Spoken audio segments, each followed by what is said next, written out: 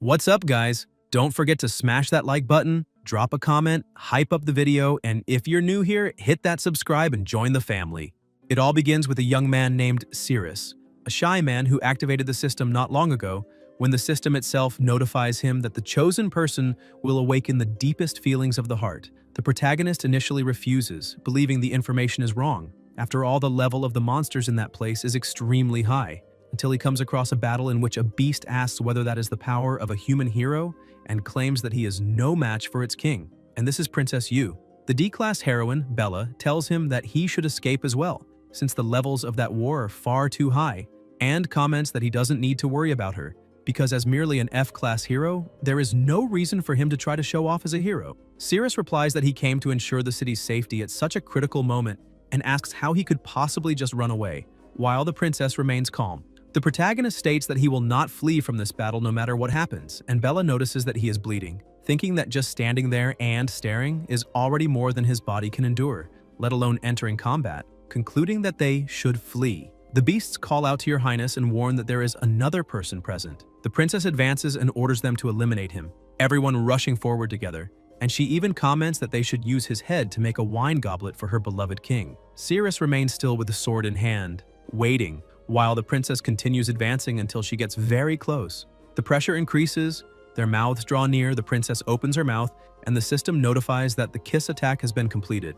Bella, outraged, asks what he is doing, and one of the beasts also questions what Your Highness thinks she is doing. The protagonist looks to the side and then the princess attacks him, hurling him away and taking an attack stance. Cirrus wipes his face while the princess wonders what is happening to herself, why she didn't eliminate him and how she ended up kissing him, concluding that this can only be the human's fault. The protagonist declares that even if he has to sacrifice his entire body, he will not hesitate. The beasts comment that Her Highness just kissed that human a moment ago and say they recently heard that she found someone younger outside, which seems to be true, though they didn't expect it to be a human, perhaps explaining why he is so calm, until one of them arrives furious, calling them fools and asking how they dare question Her Highness's feelings for the king, stating that they themselves are monsters, and that only filthy humans engage in such infidelity. The princess thinks that the king must never find out that she kissed a human and orders them to eliminate that man. The beasts advance and Cirrus faces them with his sword in hand.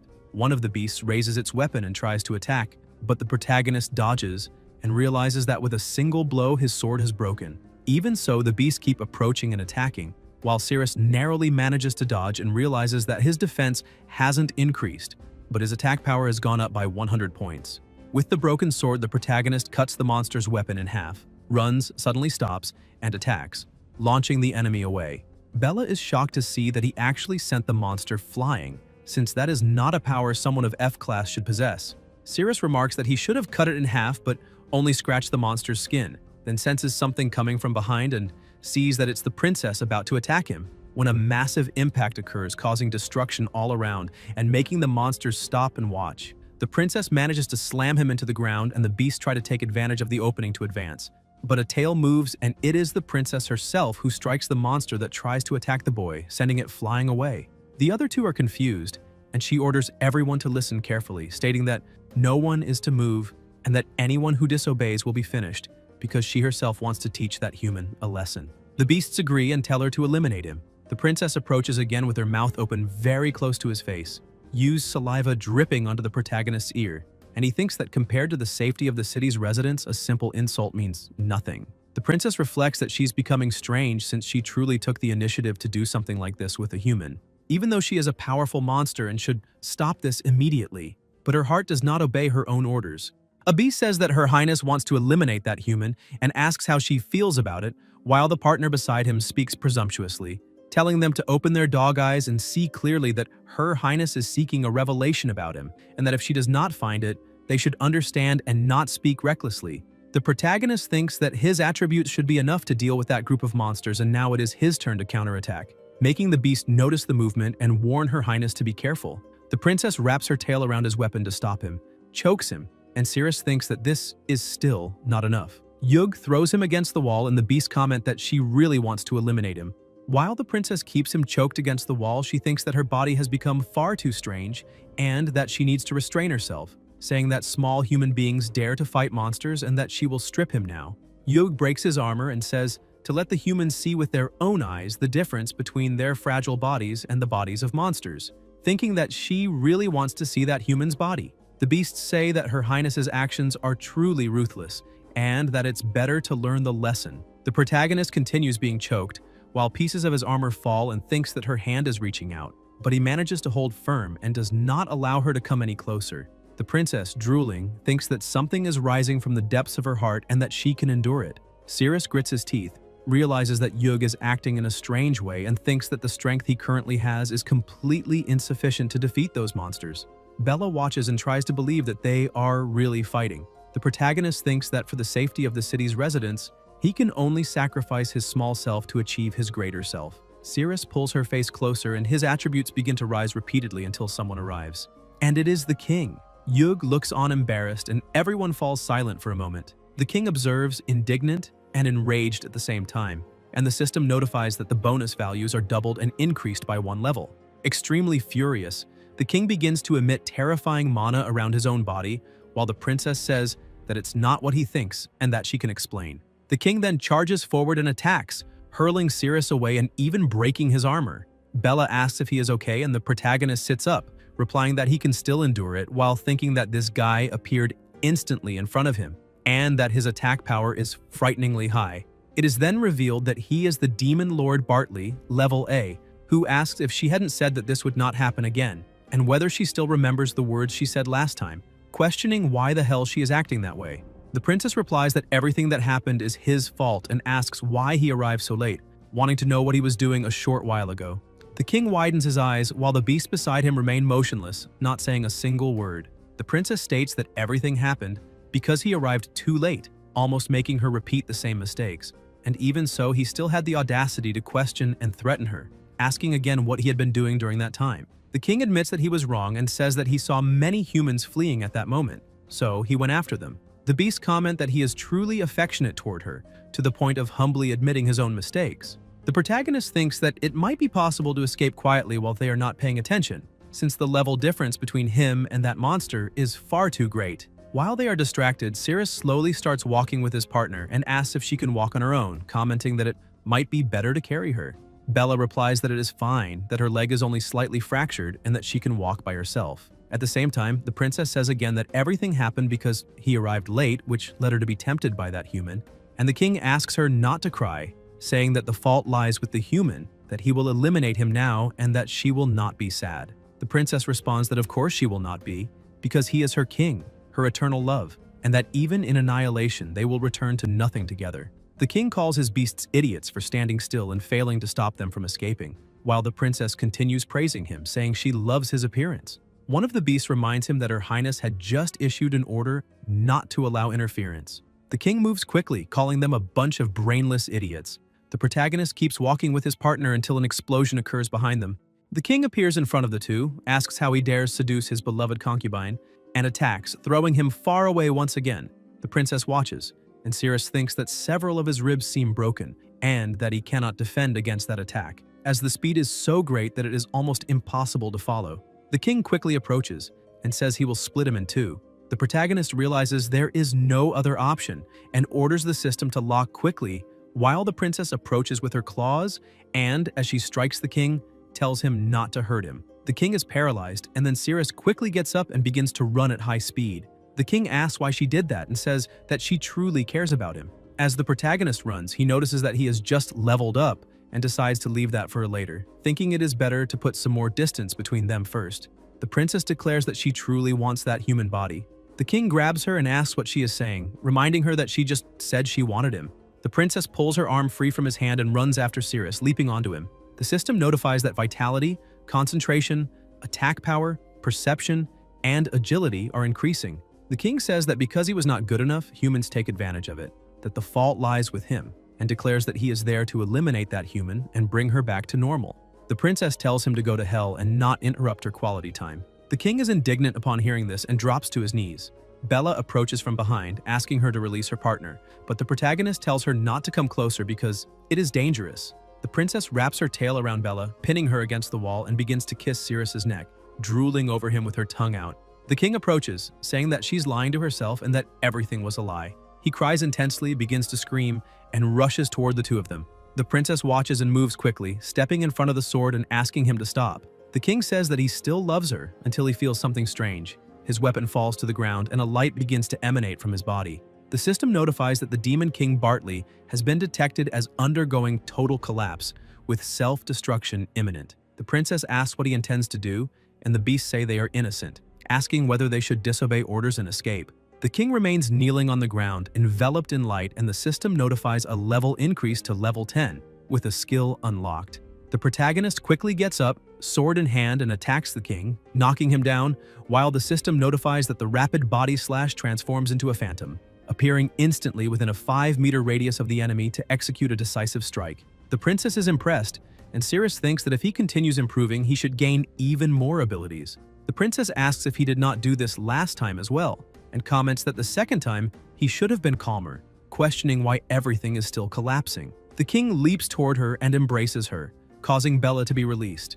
The protagonist picks up his partner in his arms and runs away, while the king continues clinging to the princess. She screams for him to let her go, saying she does not want to lose her life. Cirrus then attacks the king again with his sword and pulls the princess toward himself. But even without a head, the king continues to move. All around them, everything begins to be destroyed, and the three of them end up falling together into another location. The protagonist wonders if he has just fallen to the bottom of the dungeon and notices something small on his chest, realizing that it is Princess Yug in the form of a salamander. She moves and slips inside his clothes until Bella wakes up, calling out to her partner. The system notifies that the Demon Lord has been successfully defeated and informs him that he can receive rewards, including the dungeon map, asking whether he wants to open it. Cirrus becomes thoughtful about whether or not to open it as he needs to reflect carefully.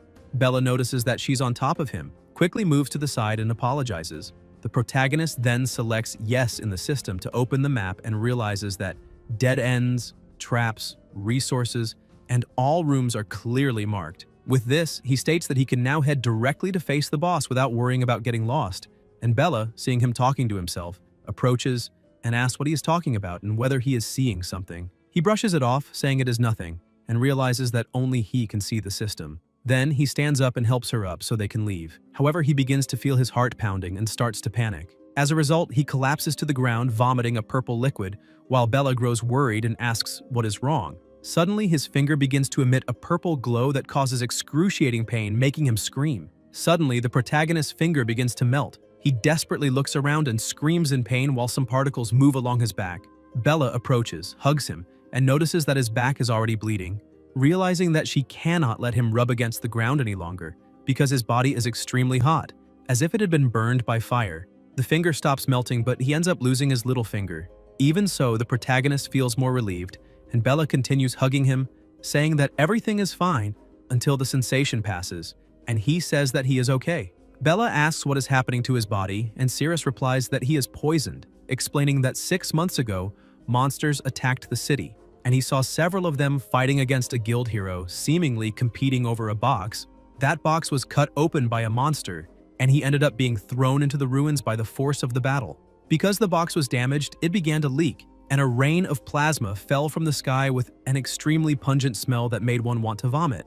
The warrior dropped the box on the ground, and a terrifying monster approached, exuding an overwhelming aura. The protagonist was trapped under a pile of rocks and did not have direct contact with the plasma rain, but even so he was poisoned simply by the smell. When he woke up, he was in the hospital, and the doctor said that he had at most 1 year left to live. It was then that a system notification appeared, informing him that the demon god's plasma could cure the poison. At that moment, Cirrus wondered what that was, and the system asked whether he wished to connect, become a player, and receive clues on how to obtain the demon god's plasma, asking if he wanted to proceed. The protagonist confirmed, and new notifications appeared, informing him that the demon god's plasma was currently in the Naya dungeon. Later, he discovered the antidote method, which was exactly there, in the underground dungeon. There is a room ahead containing some clothes and weapons. In the present, the two walk together toward another room. Meanwhile, elsewhere, people advance holding shields until they notice something strange, when suddenly they are attacked. Vice Captain Tyr, a B-class member of the Crusade Squad, orders everyone to stay where they are, warning that any reckless movement could trigger other mechanisms. He comments that even the strongest defender, Claude, had his head pierced with ease in that place and asks how they should proceed along that route.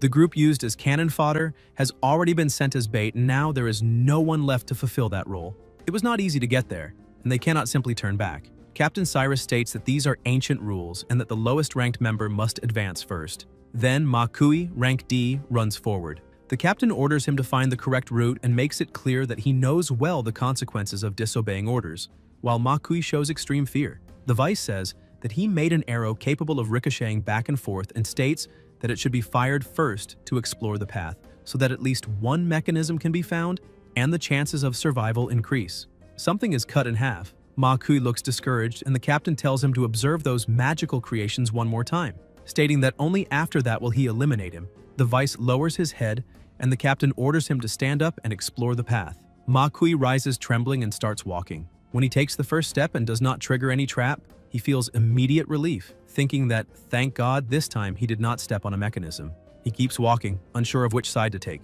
The captain asks what he is scribbling and tells him to stop wasting everyone's time, ordering him to hurry up. Makui trembles in fear, completely desperate, until he takes another step forward and feels relieved when no trap is activated.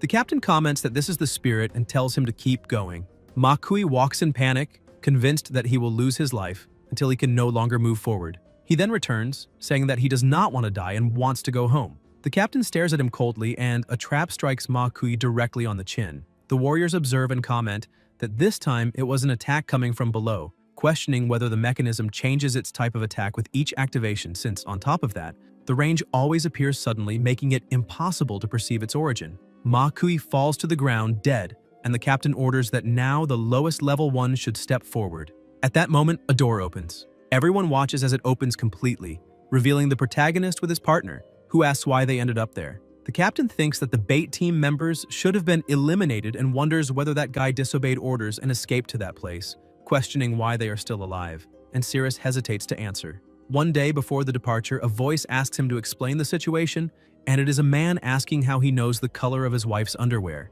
The protagonist replies that he is training his instincts for the next battle, which allows him to perceive the color of everything around him. The man calls him a bastard and demands an immediate explanation about his relationship with his wife, threatening to kill him right there. Other men intervene, telling him to calm down because it is illegal to kill people inside the city. Cyrus states that he will never allow his integrity to be defamed like that, and says that he will prove the results of his training right then. The captain interrupts while a man beside him suggests eliminating him immediately, and another disagrees, saying they should not kill him in the city because if the body is found, everyone will be in trouble. The captain asks what they think should be done, and the man replies that the best option is to put him in the bait group, eliminating the need for direct involvement. In the present, the protagonist thinks that he only went around to change equipment and wonders how he ended up encountering a group of raiders, thinking that they seem to have gotten lost. The captain orders him to come closer. Cyrus wonders whether he wants the lower-level team members to pass through the mechanism again. The vice comments that since they arrived alive, it is enough to follow the route they took to avoid the mechanism, with no need to put the team members at risk again. The captain states that they must defeat the great boss of that C-rank dungeon, because they have already lost dozens of valuable combat team members and there is no time to retreat. He says he is doing this for the good of the team and declares that if anyone disagrees, they're free to leave. The captain asks whether his intuition was not trained and states that the time has come to contribute to the team, reminding him that he must understand the consequences of disobeying orders.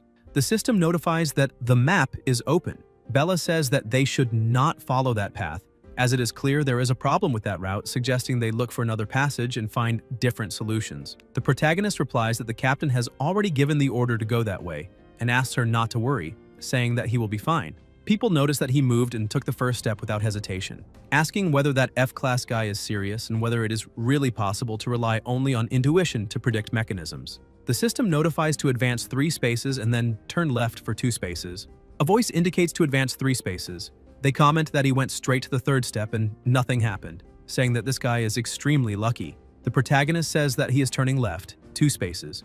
People comment that he turned and took another step forward. Cyrus keeps walking and they observe that he did not hesitate at any moment, saying that maybe it is just luck, questioning whether he really knows the correct path and how he could know, since gathering information about the first half of the dungeon cost more than a dozen intelligence agents, and an F-class hero like him would have no qualifications to access that kind of data. To them, everything must depend solely on luck. The protagonist feels some relief and thinks that he almost lost his balance, while the captain wonders why no mechanism has been activated. The system notifies to advance 5 steps, and Cirrus thinks that he is almost at the end of that section. The soldiers are surprised to see that he really keeps advancing without any problems. The protagonist continues walking until he reaches the group. The soldiers comment that he arrived unscathed and that no mechanism was triggered during the entire path, asking whether it was just luck and whether that guy really relied solely on intuition to detect traps. Cirrus replies that this is the result of his training and states that Shukin and he are innocent. The captain tries to attack him, but the protagonist dodges before the strike even lands. The captain thinks that this is impossible, that this intuition story is nonsense, that everything is just luck, and that sooner or later it will run out, deciding that he himself will indicate the path from then on. Shortly after, still in that place, Cirrus keeps walking, and the system notifies that beside them there is a cabbage mushroom, which, when consumed by monsters, increases energy and relieves pain, but if ingested by humans can cause diarrhea. The protagonist wonders whether his partner is hungry and considers picking some mushrooms for her. Cirrus grabs one of them and thinks that maybe a lick would not hurt. The captain asks what he is holding in his hand, and the protagonist replies that it is a mushroom. Immediately, the captain takes the mushroom and eats it, telling him to listen carefully that after conquering that dungeon, all resources there belong to the Hero Guild and the Crusade Squad, and that he is not qualified to steal without authorization. He then orders him to go to the front, saying that it is an order. Cirrus states that there are no traps behind the door and that it is possible to proceed directly. The captain tells him to advance and open the door, saying that he will not allow team members with high combat value to take that risk, ordering him to stop complaining and open the door quickly. The protagonist begins to open the door and the captain warns that it is about to open, ordering everyone to stay alert. At the same time, he wonders what is wrong with his own stomach. The door opens completely and everyone watches. The captain repeats that the door is open and that they must remain alert because something unexpected may appear at any moment. Feeling that this is not a good sign, the protagonist moves forward and enters the room. The captain asks what is inside and again thinks about the growing discomfort in his stomach, questioning whether the earlier mushrooms are the cause, since he cannot risk sudden movements now or he might soil himself. Cirrus says that, according to his observation, there are traps spread throughout that entire area. He then starts running and tells them to keep up, saying that everyone must run together. The captain replies that they cannot run and must walk slowly, stating that it is an order. Even so, people start running, asking what is going on, whether there is some hidden reason, and why everyone is running. Suddenly, the captain's stomach starts making noises. He begins to release gas and thinks that he cannot hold it any longer. The people behind cover their noses and say that it is poisonous, that they smelled it and that there must certainly be a mechanism there, stating that they already knew that behind that door could not be safe. The captain tells them to stop talking nonsense, saying that if they continue, everyone will be poisoned. Then he calls out to the boy and the protagonist, out of breath, asks what happened. The captain asks whether he knows the properties of those mushrooms and whether he ran on purpose. Cirrus replies that he does not know and asks what happened to the mushroom. The captain replies that nothing happened. A warrior picks up a piece of stone, asks if he is tired, and suggests that he sit down and rest a bit. The captain kicks him and orders everyone to keep advancing, warning Cirrus that if he dares to flee again, he will be eliminated immediately. Farther ahead, there is a tile on the floor and the protagonist warns them not to step on it and to go the other way. Hidden there are several monsters and Cirrus thinks that this must be the final shutdown. The captain reflects that the farther they advance, the fewer mechanisms appear since none have been activated so far, and they also have not encountered a single monster during the entire route. He wonders whether Cirrus has been in that place before and quickly discards the possibility, because if he had not been with the team, he would probably have been devoured by the D-rank monster right at the entrance, much less managed to reach that point. The protagonist comments that if they advance a little more, they should be almost at the great boss's chamber. The captain thinks that if they have truly reached the boss room, Cirrus no longer has any value in existing and that, regardless of luck or any other factor, he has reached his end there. They continue advancing. The captain draws his sword, an absurd aura spreads around him, and he swings it, cutting a piece of stone from the ceiling that was about to fall on Cirrus. In his mind, he thinks that in an F-rank dungeon, an explorer being finished off by a mechanism is something quite common. At that moment, a tail moves, but the protagonist manages to dodge. Another attack follows immediately and sends the captain flying.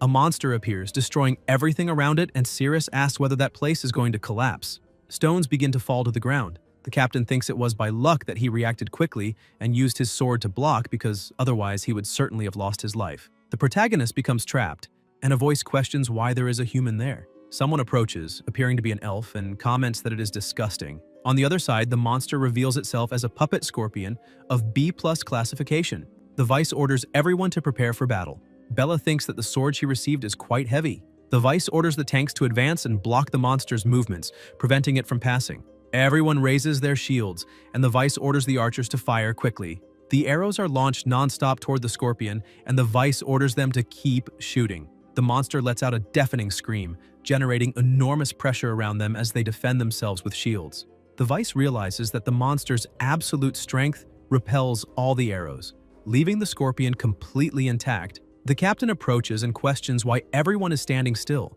saying that there is only one monster and that they can defeat it easily. On the other side, the protagonist wonders whether the voice he heard earlier belonged to a monster. A light appears in the middle of the darkness, and a tail tries to strike him but hits the stones instead. The monster advances to attack him, but Cirrus dodges and immediately closes in with a clenched fist, telling it to taste a blow with 3,190 attack power. The punch hits the monster head-on, shattering it and scattering fragments across the ground. A voice comments that he really destroyed one of the scorpion puppets with just a single punch. Cirrus thinks that the antidote capable of curing the poison in his body is in the room just ahead, where the boss is located. The monster Sadiel, of A+ classification, approaches and declares that regardless of the reason, she had already intended to discard everything touched by filthy humans. Originally, she planned to use Cirrus only to twist his head off, but now she will do it personally, with her own hands. The protagonist thinks of that female creature and comments that his head is not a melon that can be easily ripped off. Sadiel replies that she will not touch his filthy body with her own hands. The elf moves her hand and summons another scorpion, thinking that she can deal with the humans outside using only one hand. She states that she will deal with him first and then eliminate all the remaining humans. The protagonist declares that he is a hero and that protecting humanity is his duty, saying that he will stay there to fight her, even if it means using all his strength, remaining in place to block her. The elf approaches, wraps her leg around his neck, slamming Cirrus to the ground and keeping her leg locked. The system notifies target locked with 16% agitation. On the other side, the monster remains motionless, and the vice orders everyone to observe the creature's head, which turns red, indicating that the attack has begun to take effect.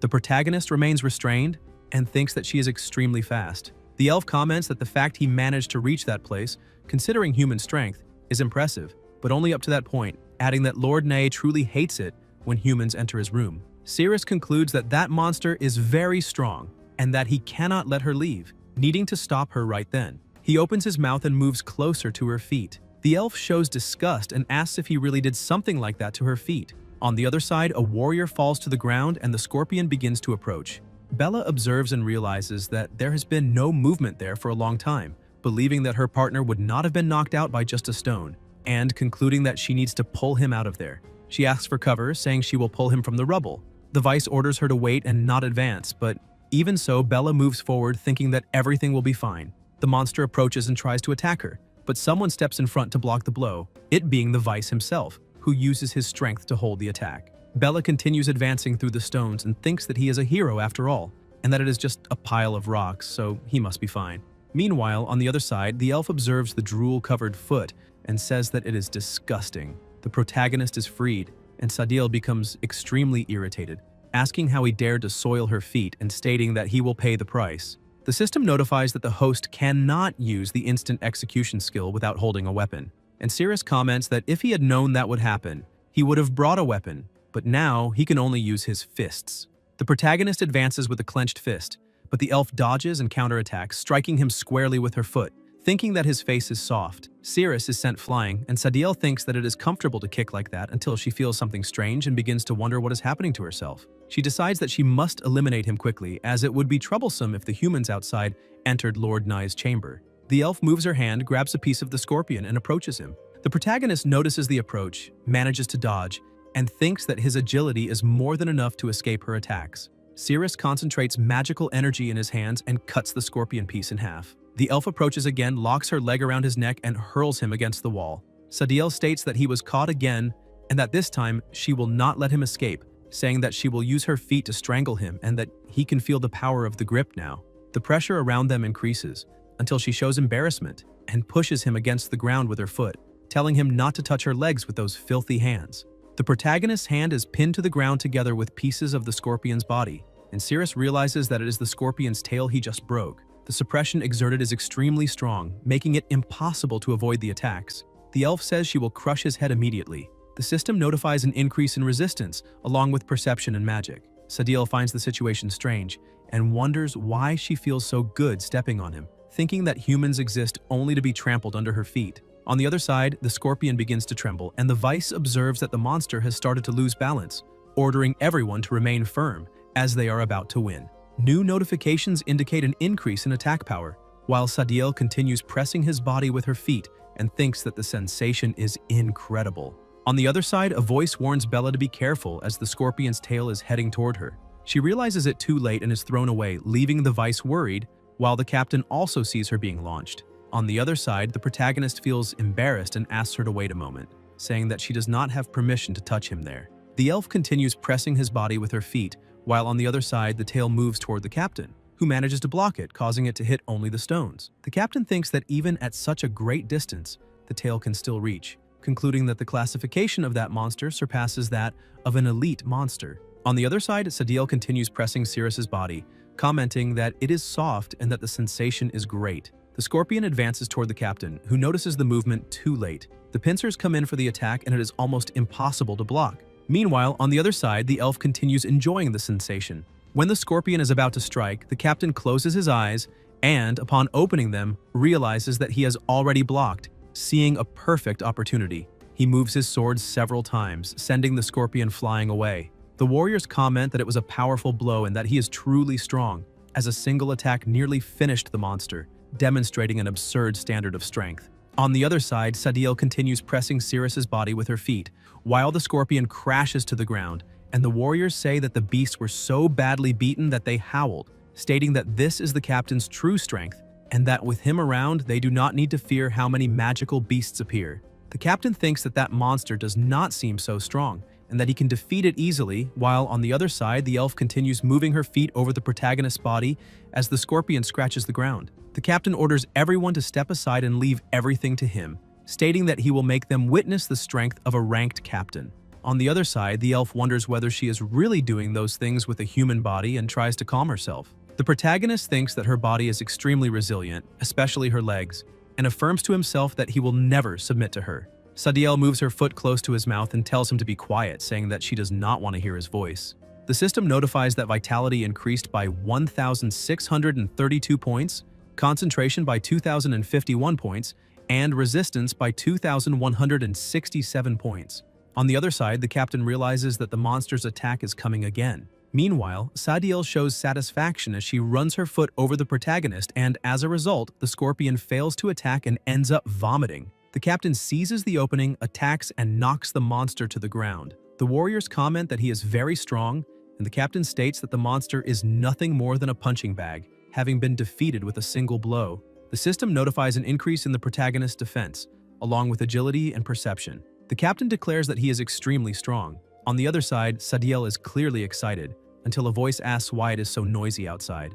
The elf recognizes that it is Naya, quickly gets up and throws Sirius away. Sadiel wonders whether that is over, since for a moment she truly forgot Naya's order, concluding that she must quickly eliminate those filthy humans and redeem herself for the mistakes she made. The protagonist stands up even stronger, enveloped in an absurd aura, and asks whether she still wants to keep playing with him. The elf feels that something is wrong, as that sensation is completely different, the oppressive pressure reminding her of Naya, and she wonders whether she should face someone like him. Sirius displays overwhelming strength, and Sadiel retreats, fleeing into the darkness. The protagonist considers whether he should pursue her, but remembers that his goal is to obtain the demon god's plasma in the boss room, and decides not to expend more physical strength, since that fight already consumed much of his energy. On the other side, the warriors praise the captain, saying that he is invincible, and that with him present, there is no dungeon that cannot be conquered, until the stone barrier begins to crack. Bella runs to the protagonist, asks if he is okay, and comments that he does not appear to be injured. Sirius replies that he is completely fine. Bella observes that he is covered in dust and says that even if it does not show externally, there may be internal injuries, suggesting that the medical team examine him and asking him to inform them if he feels unwell. Someone observes from a distance and silently clenches a fist. Meanwhile, the captain celebrates and orders everyone to follow him, saying that he wants them to witness his true strength as he intends to defeat the boss alone. He thinks that the danger of that dungeon is certainly not rank C, probably something closer to rank D, and that upon returning to the guild and reporting his feats, this will result in promotion and great rewards. On the other side, Sadiel is kneeling, saying that there is an extremely powerful human outside and that it is necessary to be careful when facing him. Nai calls her and asks what order he gave her. Sadiel answers that it was to guard the door and not allow any creature to enter his room. Nai asks what she is doing there, and when the elf tries to answer, she is violently struck in the chest, causing a massive explosion. The dungeon boss says that he does not want to hear ridiculous excuses. Sadiel falls to the ground and Nay throws her onto a pile of trash along with others already finished, stating that she has just become firewood. Sadiel thinks that she does not want to be finished there. Naya comments that after waiting so long with thousands of humans and monsters used as firewood, the demon god's plasma has finally begun to form. At that moment, an explosion occurs and someone enters the room. Naya asks who is bold enough to step into his chamber, and the captain replies that it is him, saying that he came to defeat him. The system notifies that the demon god's plasma can eliminate toxins from the body after being ingested, and the boss asks whether he is the powerful human mentioned by Sadiel. The protagonist wonders whether that is the object capable of detoxifying him. The captain orders everyone to pay attention, stating that no one should act without his command as he intends to defeat the rank C dungeon boss alone. The warriors encourage him, telling him to show the monster the true power of humans. Cirrus observes and concludes that the object on the platform is indeed the demon god's plasma. A magic circle is invoked, and the captain advances with his sword, delivering the first blow. The boss remains unharmed, releases immense power, shatters the captain's armor, and hurls him away with just one attack. The warriors panic and ask if he is okay when the captain slams his back against the wall. The dungeon boss states that he only managed to withstand it because he is a relatively powerful human, and says that Sadiel is completely useless. Fallen, the captain thinks that the power of that blow makes no sense at all, since his armor was destroyed with a single attack. The warriors approach worried, and the captain begins to wonder what is happening in that underground city. Why there is such an absurd difference in strength among the monsters, reaching the conclusion that fighting head-on is not a good idea, then deciding to use the team members to exhaust the boss, minimally increasing the chances of victory. He orders everyone to follow his commands in advance, showing their specialties. The Vice tries to warn that a full charge attack without formation will cause unnecessary casualties, and suggests keeping the tanks in front, but the captain, irritated, asks whether he's challenging his authority. The Vice replies that he would never dare, and the captain orders him to stop talking nonsense as the order has already been given. Everyone must take their weapons and advance without fear, as he himself will be the solid support of the team. Then everyone advances. Nea mocks them, saying that a bunch of cursed humans are coming who do not even know whether they will live or die, stating that their flesh and plasma do not even qualify as altar firewood, and that humans and monsters cannot be compared. The warriors advance, and the dungeon boss releases a massive attack, striking everyone at once. The protagonist grabs his partner in the Vice, pulling them out of range while the others are burned. The attack ceases, the surroundings are completely destroyed, the captain's weapon is melted, and the boss remains floating, asking whether he did not promise to make him feel true terror. The captain realizes that he cannot win and decides to escape, ordering an immediate retreat and shouting for all survivors to leave that place.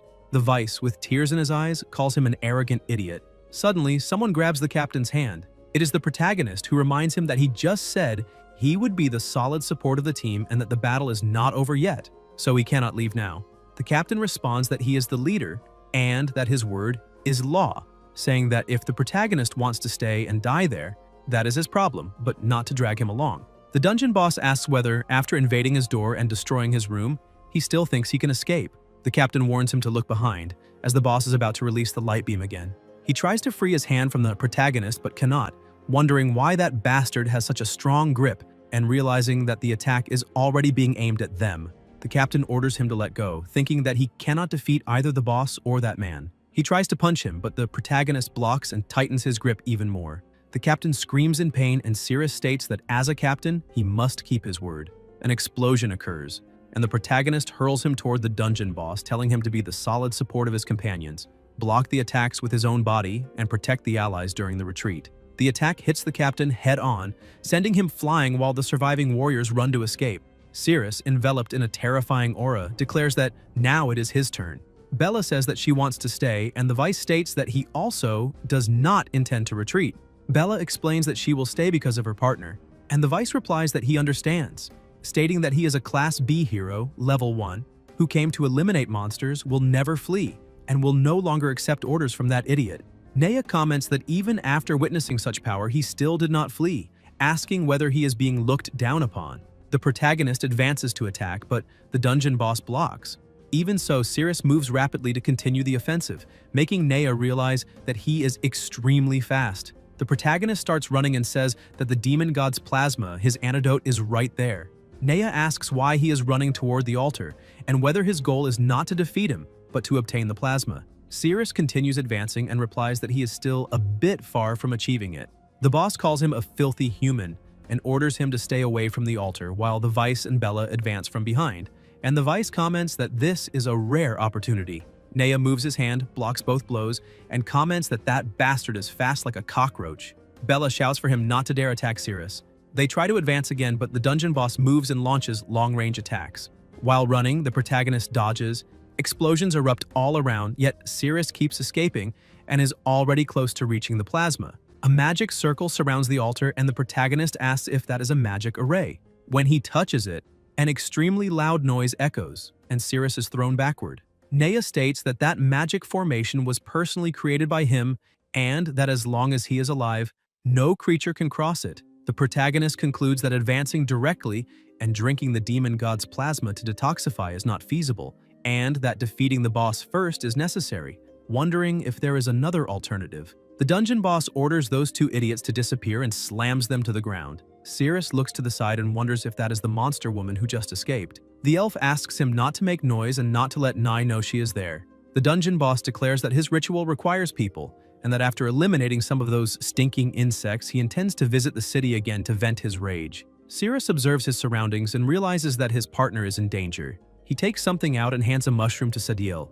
explaining that they are cabbage mushrooms used to recover energy. Then he runs toward his partner to save her. Sadiel eats the mushroom, and the system notifies that the female monster Sadiel has developed affection for the host, that the requirements to unlock weapons have been completed, and that new options have been unlocked, beginning a detailed explanation of weapon introduction rules. The Vice orders Bella to retreat and escape immediately. Bella replies that her leg, whose bone has broken again, cannot endure it and says he can flee without her. The protagonist orders the system to simply skip that, as he is going to rescue people now and has no time to listen to nonsense. But the system continues notifying that the explanation was ignored and that he may choose a card. Cirrus then chooses one of the cards and advances wielding his explosive weapon, the Divine Sword of Vestments. He moves at high speed, leaps with the weapon in hand, and attacks the monster, but Naya blocks. Even so, Cirrus persists and tries to strike him again. The dungeon boss dodges, and the protagonist realizes that the previous attack hit his palm once and tore the upper clothing, concluding that repeating this once more will be enough to bring him down by attacking the legs, then ripping off the mask and activating the ultimate move. All he needs to do is get close and keep using the rapid body cut skill, as the enemy will certainly be hit. The system notifies that the host's current magic power allows rapid body cut to be used 6 times with a cooldown of 10 seconds, and that immediate activation is possible when targeting the same enemy again. Cirrus comments that the skill is terrible and inefficient, and the system asks if he wishes to deactivate it. The protagonist answers no. Since that is the case, he will try. New rapid body cut notifications appear and the pressure around intensifies more and more. Cirrus tries to strike again, but Naya dodges. The protagonist grows even more irritated and realizes he missed again. The dungeon boss wonders why that bastard keeps aiming at his legs, notices that the upper garments are already torn, and suspects that he is trying to strip his clothes. Cirrus tries again. Naya calls him a filthy human and kicks him, knocking him away. The protagonist braces himself on the weapon, manages to stay standing, and comments that it hurts a lot, that his nasal bone almost broke, but that it is nothing compared to the pain of having his body slowly melt after toxin explosions, making that pain insignificant. The monster moves his hand and releases a long-range attack, causing an explosion behind him. Cirrus realizes that the 10-second cooldown has ended. Naya comments that that bastard really dodged, and the protagonist advances again, saying that the cooldown is over and that he wants to see how he will dodge an attack at such close range. Cirrus attacks and feels that he hit, but when he looks, the monster is still there. Naya replies that he never said he would run away, and that if it were not for the concern of exposing his body, he could make larger movements, stating that by speed difference alone, he could have reduced that human to ashes long ago. The dungeon boss tries to hit him, but the protagonist dodges. Naya continues attacking relentlessly while Cirrus retreats, continuously evading and maintaining distance. The system notifies that rapid body cut cannot be activated, and the protagonist wonders why 10 seconds feels like an eternity. He concludes that there is no choice but to face it head-on. Attacks are unleashed, Cirrus moves swiftly, and massive impacts occur around them. The Vice and Bella remain fallen on the ground. The Vice realizes that Cirrus actually blocked the boss's attack head-on and remembers that before the expedition his overall combat level had been evaluated as only rank F. Yet, in a battle of this caliber, even a rank B fighter would be completely unable to intervene. As the fight continues, the smoke begins to dissipate, and the protagonist thinks that the attributes of that sword are absolutely incredible, commenting that now he can counterattack and avoid strikes easily, as the enemy's blows have become useless against him. Naya admits that he is right and states that it is indeed difficult to eliminate him, but adds that he can easily kill the woman with the injured foot. Cirrus uses rapid body cut, slices through the attack with the sword, and advances toward the enemy. At the same time, the protagonist glances sideways and calls out to his partner, while the dungeon boss thinks that stupid humans always do this sort of thing to save heroes. And that is why heroes end up being finished off by villains from behind, realizing that he was deceived once again. Cirrus thinks that it is too late to run over there and that there is only one option left. Using the system on his partner, the system then notifies rapid body cut. Bella's armor shatters, and the protagonist realizes that the impact completely pulverized her protection. He steps in front and comments that the right moment has finally arrived. Cirrus dodges another attack, and Naya grumbles that he managed to escape yet again. The dungeon boss observes the surroundings and comments that he was so focused on the battle that he forgot to add fuel to keep the demon god's plasma heated, stating that if the altar temperature is not maintained immediately, all effort so far will be wasted, and it will be necessary to wait another 100 years. Bella feels her body become strange and hot, starts touching her partner, and the protagonist becomes completely confused. She extends her hand, touches his face, and tries to kiss him, asking what he is staring at, saying that he has never seen a beautiful woman in his life, questioning why he is staring and whether he wants to kiss such a beautiful woman. Cirrus immediately pulls away and says that he does not want to. Bella, extremely embarrassed, wonders if she just took the initiative to kiss him, thinking that her body moved on its own, that she even stuck out her tongue, and that she did it in the middle of the battle. The Vice observes that her face is very red, that she is still sweating, and asks if she was poisoned and is hallucinating because otherwise she would not have acted that way. Bella becomes even more embarrassed. Naya states that once the demon god's plasma cools down, another 100 years will be required for it to boil again, and says that he does not want to wait all that time again, declaring that this time he needs to burn the demon god's plasma completely until it dries up. The protagonist feels irritated that the enemy wants to completely burn the demon god's plasma until it dries up and thinks he needs to stop him quickly. The boss is tremendously fast and he can barely land any attacks, so there is only one way: let his power increase to a point where the boss can no longer dodge his strikes.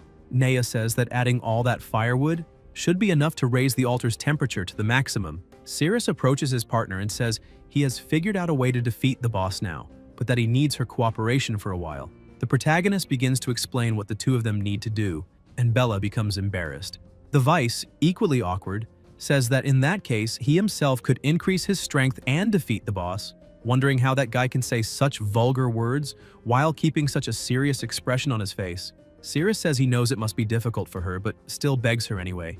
The Vice grabs his arm and says this all sounds like a huge lie, that he clearly wants to take advantage of her, that they are in the middle of a battle and yet he is thinking about vulgar things, telling her not to trust him. Bella replies that she trusts his words, and the Vice stares at her in indignation. Bella says that this is also embarrassing for her, but that he should not misunderstand her, because she only agreed to this in order to defeat the boss.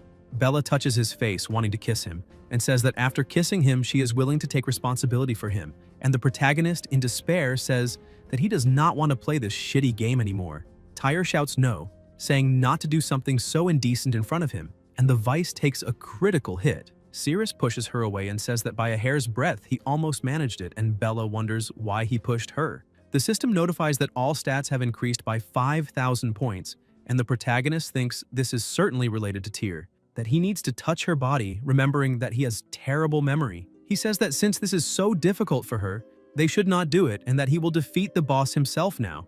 Bella asks if he still cannot defeat the boss and if she really does not need to help him after all. Cirrus replies that there is no need. Bella, kneeling on the ground, wonders why he shows no interest in her at all. The Vice says he understands, that Cirrus is stronger than even himself, and that is why she has feelings for him, but he still wants to ask something. Bella asks if it is that thing again. The protagonist advances with his sword and thinks that to activate the final strike, he needs to hit the head and the legs at the same time. Before, he had almost hit the boss's leg, but now all his attributes have increased by many points. And this is the perfect opportunity because he can clearly do it. Meanwhile, Nea continues fiddling with the plasma, and the temperature is still not the way he wants it, and if he cannot adjust it soon, it will drop rapidly. So he intends to use these filthy humans to make up for the lack of heat, and they should be proud of that. The dungeon boss says that humans will become the firewood of his sacrifice, that this is the greatest praise he can offer them all, and thinks that the time has come to release all his power and eliminate these humans quickly. Nea releases an impressive power, and the protagonist realizes that he is approaching. Cirrus tries to block with his sword using a lot of strength, and the system notifies that magic points are being consumed rapidly, with the value dropping non-stop. An extremely strong light is emitted, and the system informs that the magic value has reached 11, warning that the host can no longer use any skills due to the critical magic level. Nea approaches and says that his magic power has been completely exhausted and that the battle is over. The protagonist replies that it is not. Bella approaches and says that he clearly needs her help. Tyre is detected with a broken heart, and Bella thinks that she said this a long time ago, that there has been something in her heart since childhood until now, and that it has never changed. Bella hugs him and a light begins to spread, while Cirrus says he feels a surge of power growing. The system notifies that all attributes have increased by 27,500 points. The pressure around them becomes overwhelming, and Nea says this is impossible, that he should have no reason to fight back now. The protagonist is enveloped by an absurd aura, and the dungeon boss states that no matter how much his power increases, he is still just a human, that before a monster he is nothing more than an ant, and that regardless of the attack he can always dodge it. Cirrus moves at high speed and strikes the monster before it can even perceive the movement. The system notifies that the Divine Sword of the Explosive Vest and the Supreme Move, Sacred Sword Descent, have been unlocked. Nea begins to scream desperately as a violent power gathers inside the monster, consumed by intense fury. The protagonist moves his sword and the dungeon boss says he will eliminate all of them. An extremely loud noise is emitted, an explosion occurs, everything around is destroyed, and the entire place begins to tremble, accompanied by intense sounds and violent winds. The smoke dissipates and the monster falls to the ground. The system notifies that the cooldown time of Sacred Sword Descent is 20 seconds. The protagonist walks toward the altar. The magic array remains active, and Cirrus asks why it is still active. Nea begins to stand up and asks if he thinks he has already won, saying that he will never allow filthy humans to touch the demon god. The system notifies that Sacred Sword Descent is still on cooldown, and the protagonist says he will take care of him in 9 seconds. Cirrus hears a noise, looks to the side, and sees his companions fallen on the ground with Bella at death's door. Nea says that he will not let him get what he wants while he is still breathing and that they will see who comes out victorious, humans or monsters. The protagonist stares at him, moves quickly to grab his partner and his companion, runs swiftly outside and orders the system to open the map and find the shortest path to the exit. The monster thinks they really ran away, and that humanity is indeed foolish. Cirrus says he needs to reach the guild hospital as quickly as possible until a monster appears right ahead, blocking the path. The protagonist stares at it with bloodshot eyes, and Bella, still conscious, remembers when she suffered bullying for being considered ugly and how they mocked her appearance. Cirrus was about to approach her, but a boy told him not to get close or he would be infected. And then the protagonist beat the boy several times. In the present, Cirrus cuts the monster in half with a single strike while still carrying both of his companions, and the system notifies that Rapid Body Cut has been activated. Before, when they were children, after the protagonist beat the boy, he approached Bella and said that the game was not over yet, that he was a boy and she was a girl, that he would play the role of father and she the role of mother, and that he would take responsibility for her. In the present time, Cirrus continues running with his companions and says that she will be fine. Meanwhile, the dungeon boss continues boiling the plasma and says that only a little more is missing, that he cannot let the temperature drop. A light begins to be emitted and Nea says he will make his sacrifice for that. On the other side, a monster opens its enormous mouth, releasing a great amount of power, but the protagonist dodges.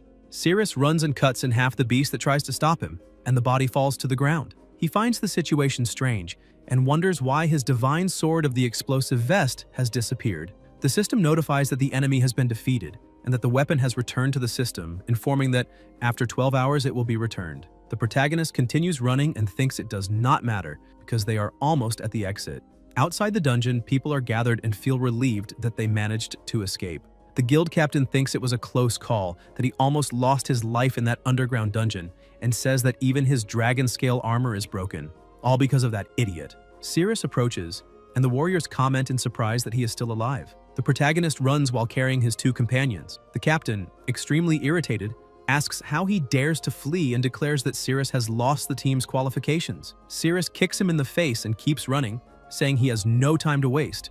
The warriors comment that the captain has passed out and that they need to take him to the guild hospital. At the hospital, Bella is taken by nurses on a stretcher so surgery can be prepared, and the protagonist thinks that he has finally arrived there. Now he will return to the dungeon as quickly as possible because he is just one step away from obtaining the demon god's plasma to cure the poison. Meanwhile, in the dungeon, something begins to rise from the plasma, a red liquid that approaches the ground. Sadiel watches from afar and wonders what Nea summoned by sacrificing himself. Amid the red curtains, there is someone, and around them, an immense pressure begins to spread. Sadiel feels a strange sensation and thinks that that arrogant presence feels like being stabbed countless times, as if needles were piercing her bones. The summoned creature says that the smell is familiar, that the sensation is familiar, stating that this place is truly its own backyard. This is the demon god, Azathoth. Sadiel says that this place is extremely dangerous and that she needs to get out of there as fast as possible. The demon god looks to the side, moves rapidly, swings his hand, and causes a huge explosion around him, destroying everything. The beasts nearby ask why the ground exploded and say they are about to fall. The beasts plummet toward where Azathoth is, and everything above breaks apart. The creatures that fell to the ground say that the fall was far too deep, until they realize something, stating that the underground dungeon has collapsed, that they can now see the sky, and asking if, to be capable of doing something like this, it was Naya. The demon god says that Nai has already been eliminated and that he now needs a servant. The beasts are shocked to hear this and ask if they should escape, saying that monsters are a lineage that was lost over time, influenced by the pursuit of immense power, always willing to follow someone even stronger than themselves, someone capable of turning them into servants, and they all agree. The demon god observes them and says that this is ugly, and then they are destroyed in an instant, as he states that he does not want anything ugly. Then he comes across Sadiel and says that she looks fine, telling her to raise her head and open her mouth. Sadiel, with tears in her eyes, obeys, and the demon god pours the plasma into her, making Sadiel realize something until she begins to be completely healed. The demon god says that her body is feeling quite comfortable now, explaining that his plasma has the ability to repair damage, strengthen the immune system, and increase strength, and that this process can bring immense pleasure. He says that it is dark and tells her to find a clean room and wait for him. At the guild headquarters, the injured captain has his head slammed onto the table, and Darren asks what he said, hearing that the mission failed, while the captain says he is sorry and that he needs to find a solution, because if he loses his position as captain, he will have to hand over and audit the remaining assets of the guild's investigation team. And if it is discovered that they sold guild resources, the situation will be even worse. Darren tells him to shut up and says he already knows, stating that he just said that someone on the team disobeyed orders. The captain confirms, saying that the name is Cirrus. Darren states that all responsibility for the failure will be transferred to him, condemning him to execution for desertion. The protagonist returns to the dungeon and wonders how it collapsed and whether the antidote is still intact. Cirrus goes straight to the altar but realizes that the plasma is no longer there and that the place is empty. Elsewhere, Sadiel is sitting with her head down when someone approaches from behind and begins to run a hand over her body. And Sadiel tells Azathoth not to do that until the person behind her hugs her, and she feels something soft touching her back. The demon god speaks in her ear, and Sadiel feels impressed and embarrassed at the same time. He asks if she does not like hugs, and says there is nothing to be surprised about because at night he loses all his power and returns to his true self, a girl. During the night, she must protect him and eliminate anyone with hostile intentions toward him, and he tells her not to even think about trying to kill him or escape, because by consuming his plasma during the day, even at night he can resonate with the plasma inside her and make her body dissolve instantly, so she must obey him. The protagonist begins searching and realizes that another room is also empty, thinking that the demon god's plasma must still be somewhere there, that there must still be hope for himself, and decides to explore every corner of that place, telling the system to open the map. In the room, the demon god says that he truly does not want to end up like this, but that there is no way to avoid it, because his heart is sealed inside the Heroes Guild and he is not in his complete form right now, explaining that at night he turns into a weak human, but that if they wait until daytime, after restoring the demon god's power, they will go to the Heroes Guild headquarters to retrieve his heart, and when that happens, all the monsters in the world, whether day or night, will once again bow to his power. Meanwhile, Cirrus keeps running, and Sadiel hears something, saying that someone is approaching and that she will take a look. At that moment, someone calls her by name, and it is the demon god who says that during the fight she must remain within a 5-kilometer radius of him, because if she exceeds that range, he will assume she is escaping and will melt her body. The system notifies about the demon god's plasma present in Nai's underground dungeon, and the protagonist keeps running, thinking that indeed it is there. Only that room ahead remains to be searched, and it must be inside. Sadiel is hidden and tries to strike him, until she realizes something and says that it is him, the disgusting human again. The demon god shouts, asking what is happening, thinking that at that moment his body reacted, and that this reaction only occurs when he is near his own heart. Sadiel says that Naya has already been eliminated, asks why he came back, and tells him to leave immediately before dawn.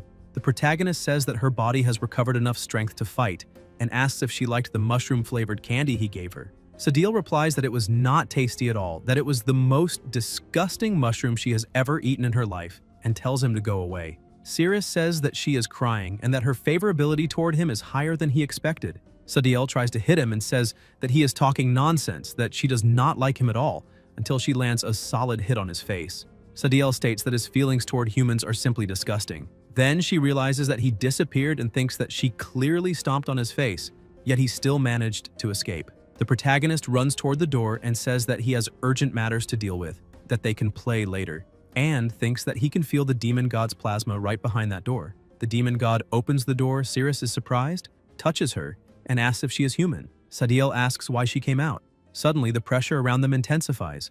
The demon god touches him, and a light is emitted inside his body. The demon god realizes that this is his heart and wonders why it is located in that part of the human body. The protagonist steps back and asks what she intends to do. Cirrus touches her and realizes that the plasma is inside her, asking how his antidote turned into a human. The protagonist cuts her hand and begins drinking the plasma, questioning whether that plasma is the antidote. The demon god feels pain, and the system notifies that the host's poison has not been cured, informing that the remaining lifespan is 101 days, and Cirrus asks how her plasma can be ineffective. The demon god thinks that he has already transformed into a human, and that his plasma has naturally become ineffective. Sadiel moves her leg and tells him to let go of her hand, striking the protagonist and pushing him away. The demon god thinks that his heart was absorbed by a human, transformed into essence, and stored in that filthy part of the body, and that now, to recover his power, he will have to forcibly absorb it back into his own body. After that, his body will dissolve into a pool of plasma, this being the punishment for using his power without permission. The protagonist asks if it could not be other bodily fluids and says to leave that for later, that they will extract it first and decide afterward. At that moment, stones shoot upward as the ground is shattered, and the spider lady appears, saying that even from thousands of kilometers away she felt her presence. The sensation that confuses her senses is stirring inside her, and the bell she granted her has not been removed for even an instant. This is the boss, Ghana. She says that she has already proven her love for her, and asks if she can devour her now, stating that after that she will belong only to her. The demon god remains still. Cirrus leaps, grabs her in his arms, and carries her away, wondering how a boss monster appeared there so suddenly, and thinking that he needs to take her to a safe place first. The protagonist runs with her in his arms. Ghana shouts for him to give her back and not to run away. Near the buildings, Cirrus feels relieved and says that he finally managed to get rid of that monster. The demon god asks where he took her, and Cirrus replies that it is the Heroes Guild in Zone Z, his home. The demon god thinks that this actually makes things easier because after recovering his power, he can carry out a direct purge, and everyone will pay the price for sealing his heart.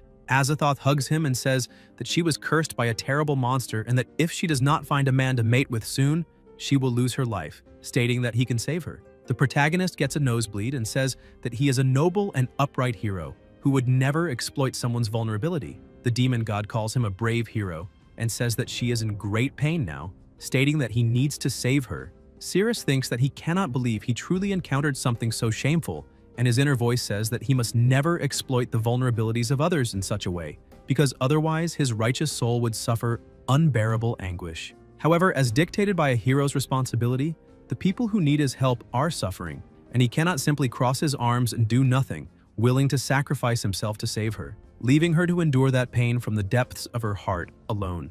Azathoth thinks that once she extracts the essence and recovers her power, she will eliminate every one of them. The protagonist notices something and asks if that is a tail and how she can have a tail. saying that as far as he knows, that should be in the front. Cirrus is shocked when she realizes what it really is, starts screaming and says that he himself is a bastard. The protagonist pushes her, and something falls from her pocket. Frightened, Cirrus asks why she has a sword between her legs. The demon god approaches him again and says that he is a brave hero who has just agreed to save her. Azathoth runs her hand over his body and thinks that dawn is approaching, that her body is beginning to change, and says that he cannot take back his own words. Until the demon god notices something and asks what that is. Hair moves, and Yug is summoned, saying that she is hungry and wants his help. The protagonist says that he thinks she needs his help now, that he will help her first, and then it will be the other one's turn. Yug thinks that that nest is so small that she cannot even stretch out. Cirrus says that she will prepare something for her to eat right away. Meanwhile, in the kitchen, the flames are lit. The protagonist thinks that he will try to buy some time by cooking and wonders what he should do now. He thinks that if he does not save her, the demon god will truly lose her life, that there is no way to detoxify, and wonders if he really needs to have a relationship with her. Cirrus thinks that she cannot do this. Azathoth thinks that she does not want to wait until morning and that she needs to recover her energy now. If he does not want to, she will have to force him. The protagonist pushes her away and goes to another room, saying that he has finished preparing the food and that he will help her first. The demon god becomes irritated, thinking that this is hateful, that human body is too weak and has no power to suppress her. The door is closed and Yug is drinking something. Cirrus says that it is a toilet bowl cleaner and asks if she will be fine after drinking that. Yug starts eating the prepared food. The demon god says that he has already prepared food for her and saved her, and that now it is his turn. But the protagonist asks her to calm down. Azathoth grabs his arm and says that she does not want to hear excuses, that she wants to do it now. The system notifies that the deadline to return the weapons has arrived. The demon god removes his clothes and keeps observing. More notifications appear to complete the mission. To run through the streets and wave at 33 people, and the protagonist, irritated, says that he would never do such a thing. The system notifies that if he fails to complete the mission, he will be dragged into the advanced reverse paradise. Cirrus grows thoughtful and imagines herself in a place like that, screaming that it seems even more terrifying, and asks how such a small piece of cloth can offer any coverage, saying that it simply covers nothing and that no matter what happens, everything will be exposed. The protagonist tells Yug to take care of her and says that he will go out for a moment. Yug asks if that is how humans normally go out and asks if the demon god wants to drink, saying that it tastes very good. He replies that no, he will pass. Cirrus, naked, ties a cloth over his face and thinks that this is the only option now and that he cannot let anyone see his face. He goes to the barbecue square where there are many people so he can finish the mission quickly. Meanwhile, Ghana is still looking for him, saying that that damned human runs very fast, but that she has already sensed his presence in that area. In the middle of the street, the protagonist tells everyone to look at him and wave. People comment that there is a pervert in the street, that guy must be sick. The system notifies that the weapon evolution mission has 12/33 completed. People start chasing him, wanting to beat him and calling him a pervert. Someone puts a foot on the window and Yug notices that there is someone there. It is Sadiel, saying that she has finally found her, that this is the city of the Heroes Guild, and that if they are caught, it could be very dangerous at dawn, so they need to hurry and leave that place. The demon god says that it is almost morning and that there is no need to hide anymore, that she should go find that human now, and that when the sun rises, she will let her plasma fall to the ground and she herself will find the way to him. Sadiel goes to search and wonders, after recovering the essence, what will happen to the human, thinking that they will be turned into plasma, until Sadiel notices the protagonist running, with people running after him. The men chase after him and say that that guy is still greeting people on the side, claiming that he is extremely perverted. Cirrus keeps running and realizes that he has already greeted more than half of them, until a monster attacks the people who were chasing him. When the protagonist looks back, he realizes that it is a monster, and thinks that at that critical moment, monsters have suddenly appeared. He questions completing the mission, and the system opens, notifying that during the weapon return mission, he cannot use the system, that everything has been reset and that he must complete the task as quickly as possible. It is announced in the city that monsters have been sighted and that everyone must evacuate immediately. A young man jumps onto the spider and says that he has grabbed her leg, stating that now he needs a weapon to bring her down. Cirrus greets him and says that he did very well. The young man asks if he is naked, questions who the hell greets someone during a battle, and asks if the monster happened to tear off his pants. The spider releases a liquid, and the young man says that he managed to free himself. Then a warrior approaches and cuts the spider in half, causing plasmas to be scattered. This is the leader of the security team, Kajak, ranked A, who asks if it is really that difficult for them, C-ranked heroes to deal with small spiders like that. The vice president praises the work, saying that this also counts as performance on the battlefield, and orders them to escort everyone back quickly. Ghana says that she can smell it and that the human is nearby. People look back and draw their swords to fight until an extremely bright light is emitted. Kajak advances but misses the attack, and Ghana smiles, asking if that is how he intends to approach her. Then, the leader widens his eyes when he realizes that he has been hit and says that it is poisonous, warning that they cannot touch her. Ghana comments that humans are really fragile, that they cannot even withstand a little poison. One of them says that he will hold the monster back and orders them to take Charlton to a safe place. Ghana asks if he wants to hug her and states that they underestimated her. Meanwhile, the protagonist keeps running, with only one person left to complete the mission. Kajak is infected by the poison, and Ghana says that the sounds they make when they are poisoned are truly pleasurable, stating that he will not scream anymore, but that she is not hurt enough yet. The vice president calls for help, and Cirrus tells them to release that man. The system notifies that the weapon return mission has been completed, and the protagonist's clothes return as soon as he greets the last person. The system notifies him to choose a card. Cirrus makes the choice, and new notifications appear informing that the acquired weapon, Silent Divine Finger, allows that whenever the host touches something around them, it will be replaced by the body of the locked enemy, who will feel the sensation of the touch, and that when the enemy screams from the depths of their heart, it will activate the silent force.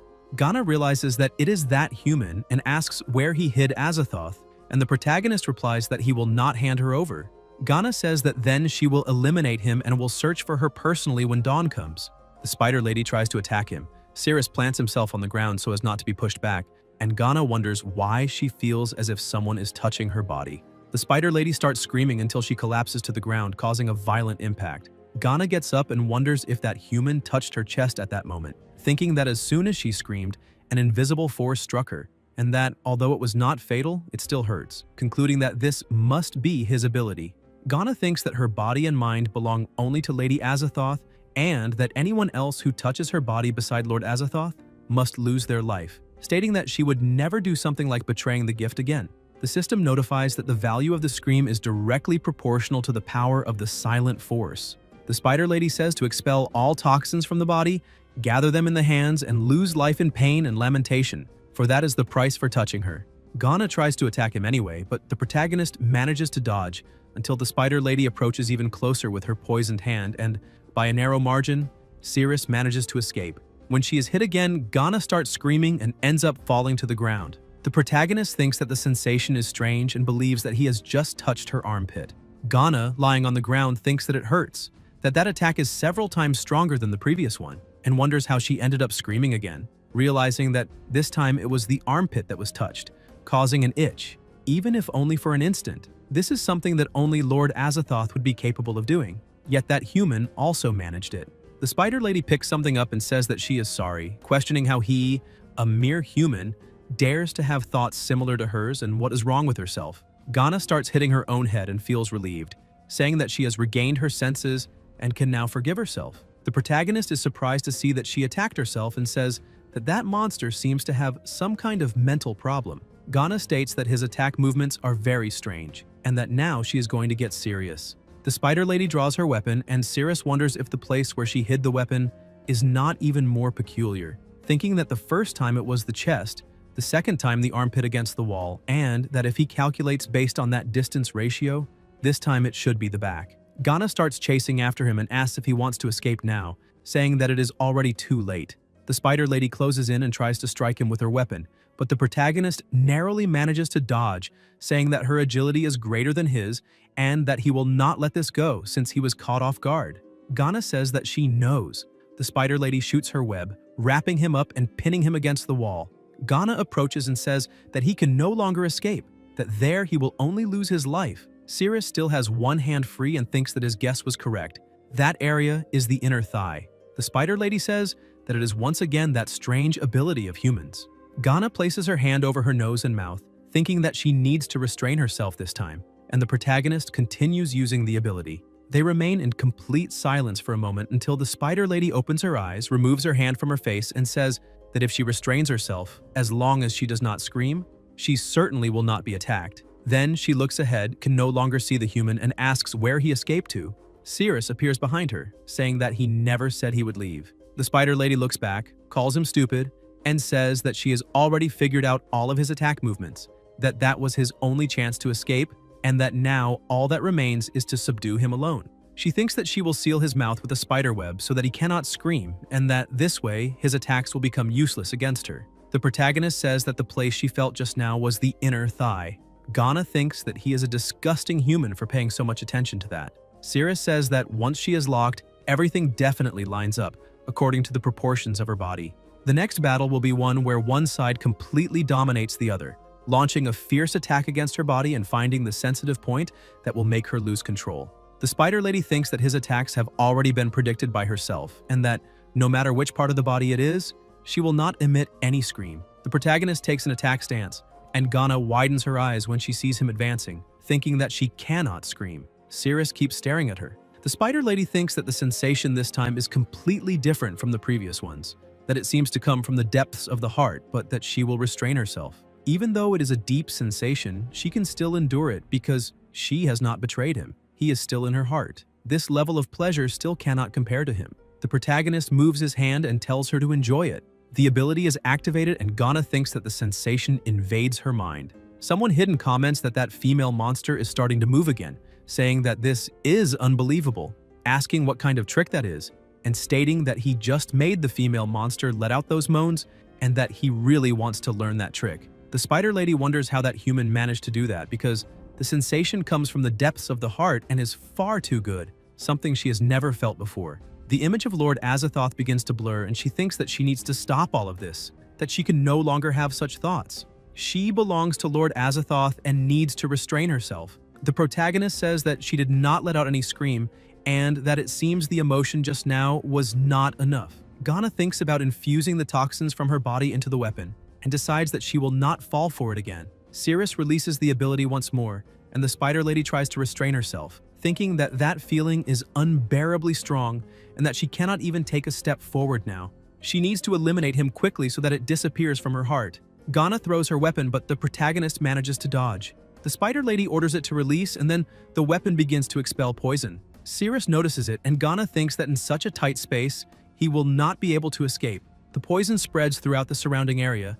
The spider lady believes that at such close range, he will have no chance to flee, and that now, with his entire body certainly contaminated by her toxins, there is no doubt that he will perish. Cirrus appears on top of the building, completely unscathed, and says that just like the spiderweb trick she used against him before, he also deceived that attack.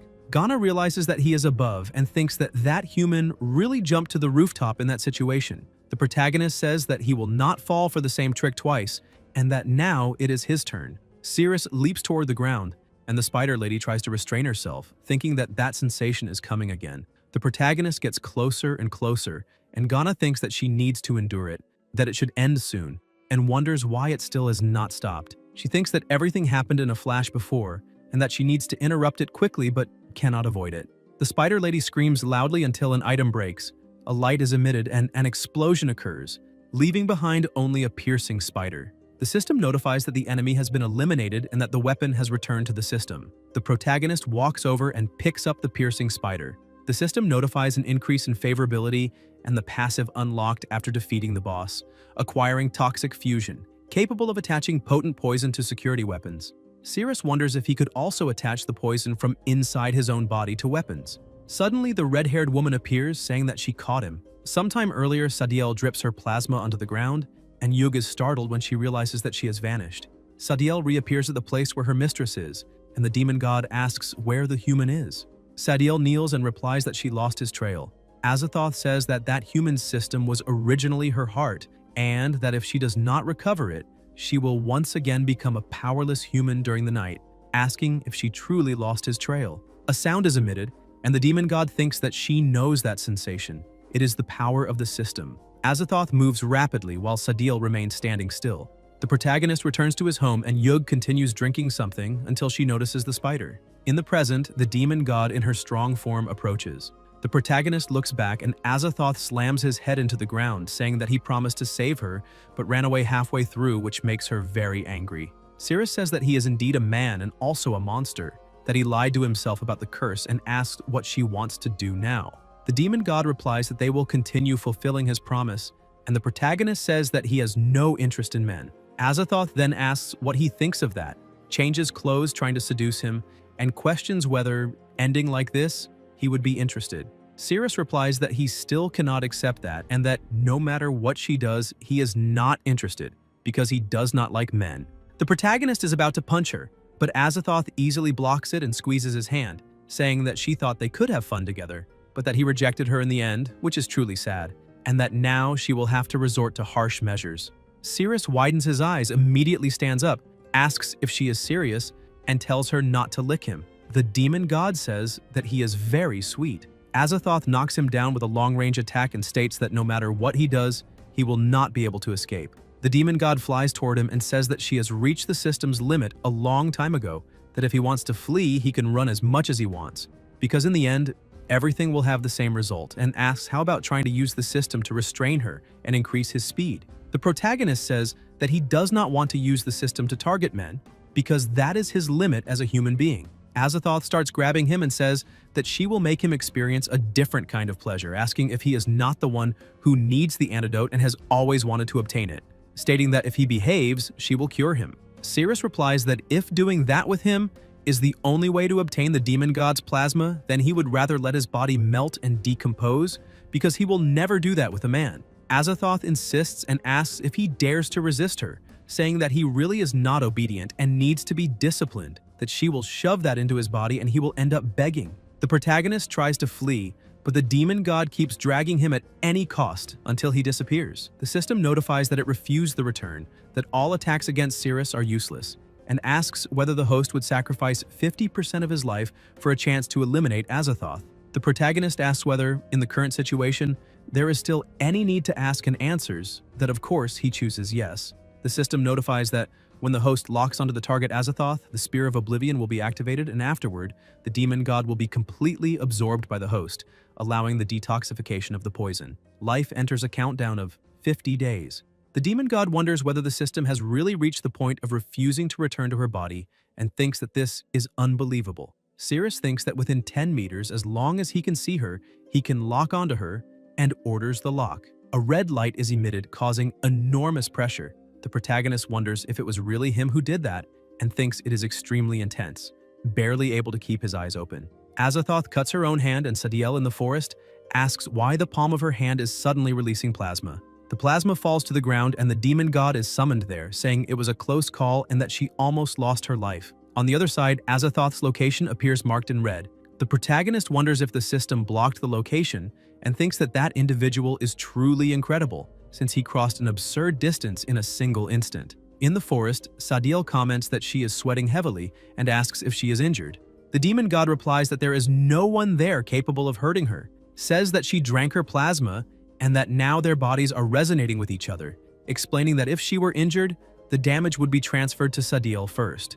Sadiel asks whether she took care of that human, and Azathoth answers no, stating that now all attacks are useless against that human, and asks whether Sadiel is happy that he was not finished off. Sadiel says this is serious, claims that she hates that disgusting human, and, since she cannot hurt him, asks whether they should return to the dungeon. The demon god answers no, saying that she has lived alongside the system for thousands of years and knows it very well, that this made her attacks useless against that human, but that pleasure does not fall under the category of attack, and that she can make him feel pleasure all the way until the end. She explains that the system's selection of a combat-capable host within a symbiotic body is extremely difficult, and that when that human loses his life, the system will only be able to choose her, causing her to become human again and preventing the system from continuing to track her observation. She tells Sadiel to go find that human again that night, asks whether she learned magical transformation, and orders her to try it on herself. Sadiel replies that she has, and Azathoth says that at night she will lose all her magic and will have to rely on Sadiel to perform the transformation on her. Sadiel uses the transformation, completely changing the demon god's appearance, and Azathoth comments that it does not look bad at all. Sadiel asks whether she can eliminate that human decisively, and the demon god replies that of course she can, asking how Sadiel thinks she herself lost her life, saying that now she has been abandoned by the system. Azathoth strikes a tree and says that the more she thinks about it, the more irritated she becomes, questioning why the system rejected her and what that human has that is so special. Elsewhere, the protagonist thinks that he only has 50 days of life left, and that if he can find the demon god within that period, he can heal himself and survive. Time is critical, so he needs to act quickly. Then Cirrus feels a bad sensation and thinks that the poison in his body is acting again, wondering if this time it is his feet since he feels an intense burning in them. The protagonist begins screaming nonstop in great pain, while the vice president observes him from afar. Later, in the hospital, Cirrus wakes up, and the doctor says that he has awakened and asks for Lord Charlton to be informed immediately. Cirrus asks if he is in the hospital and who brought him there, and the doctor replies that it was the vice president. Then someone opens the door, the vice president enters and says that he finally woke up, asking if he remembers saving his life. The protagonist says that he is the fat man who was cornered by a spider, and Charlton smiles, confirming that he is. Cirrus asks how long he was unconscious, and the vice president replies that it was about 13 hours, making the protagonist surprised that he was out for so long. Charlton apologizes for his impatience and carelessness, saying that he hopes he did not disturb his rest, and comments that he saw the battle against the female spider monster, stating that that magic is truly exceptional. He adds that as men grow older, some abilities tend to decline and they lose interest in certain things, but that battle was impressive, intense, and extremely intriguing, and that if he could learn that magic, he would certainly regain his youth and rid himself of the suffering of the last 10 years. Charlton asks Cirrus to teach him that magic and accept him as a disciple. Cirrus is surprised, wondering if he truly wants to become his disciple, and thinks that if he became his master, he could use the guild's resources to locate Azathoth, which would certainly be useful. However, he knows that this is a system ability, and wonders how he could teach it, so he says that this magic is very difficult to learn, and asks whether Charlton can accept that. The vice president replies confidently that no matter how difficult it is, it must be tried, because as the saying goes, the master only leads one to the door, but practice depends on the individual and states that he will give it his all to learn, even if it costs him his own life. The protagonist says that the magic he witnessed needs to be executed practically from the fingertips. Charlton kneels and asks to be accepted as a disciple, and Cirrus asks him to stand up immediately. The vice president states that this matter must not be spread since he still holds the position of vice president of the Adventurers Guild, and the protagonist says that as his master, he understands. Daisy knocks on the door and says that she has something to report, and after being allowed to enter, presents the conviction warrant for desertion with a sentence of execution. Cirrus asks whether he was convicted of desertion with a sentence of execution, and Daisy replies that the documents indicate that he disobeyed the squad captain's orders and fled without permission. The vice president comments that the matter is quite complicated, and the protagonist says that he did not flee because the dungeon boss had already settled everything. Daisy states that she found information about the squad's withdrawal, but says it is hard to believe since he is ranked F, along with Bella, ranked C, and Tri, ranked B, and the three of them defeated the monster boss Naya, something simply impossible. Cirrus says that he can send someone to Naya's dungeon to confirm his statement, and Daisy replies that the location is already empty because someone was sent there, but that during the investigation he will need to be detained to prevent any attempt to flee. The vice president says that it is not necessary because he trusts his words, but Daisy says that this goes against the rules. Charlton declares that during the investigation process he himself will take responsibility for supervising him, but that Cirrus needs to attend the guild's Thanksgiving dinner that night and may accompany him. Daisy says that the dinner is of great importance and asks him to reconsider, and the protagonist replies that he has never attended the guild before, but the vice president says that it is decided that he will not interrupt his rest and that he will pick him up for the dinner. They leave the room and close the door. Cirrus continues thinking about Azathoth and that he needs to hunt her, then opens the system panel and realizes that the demon god has run out of the city. The protagonist finds this strange since he is in the hospital and the target seems to be very close. Elsewhere, Cirrus enters through the window saying that he is home, opens the door, searches everywhere, and realizes that the spider is still there. He keeps searching, does not find Yug, and wonders if she was captured. In another place, Yug is imprisoned together with Azathoth under magical transformation, and asks where they are while the demon god answers that it is a monster and human auction house. The protagonist continues searching for the demon god non-stop and realizes that it has been half an hour since she moved, now being very close.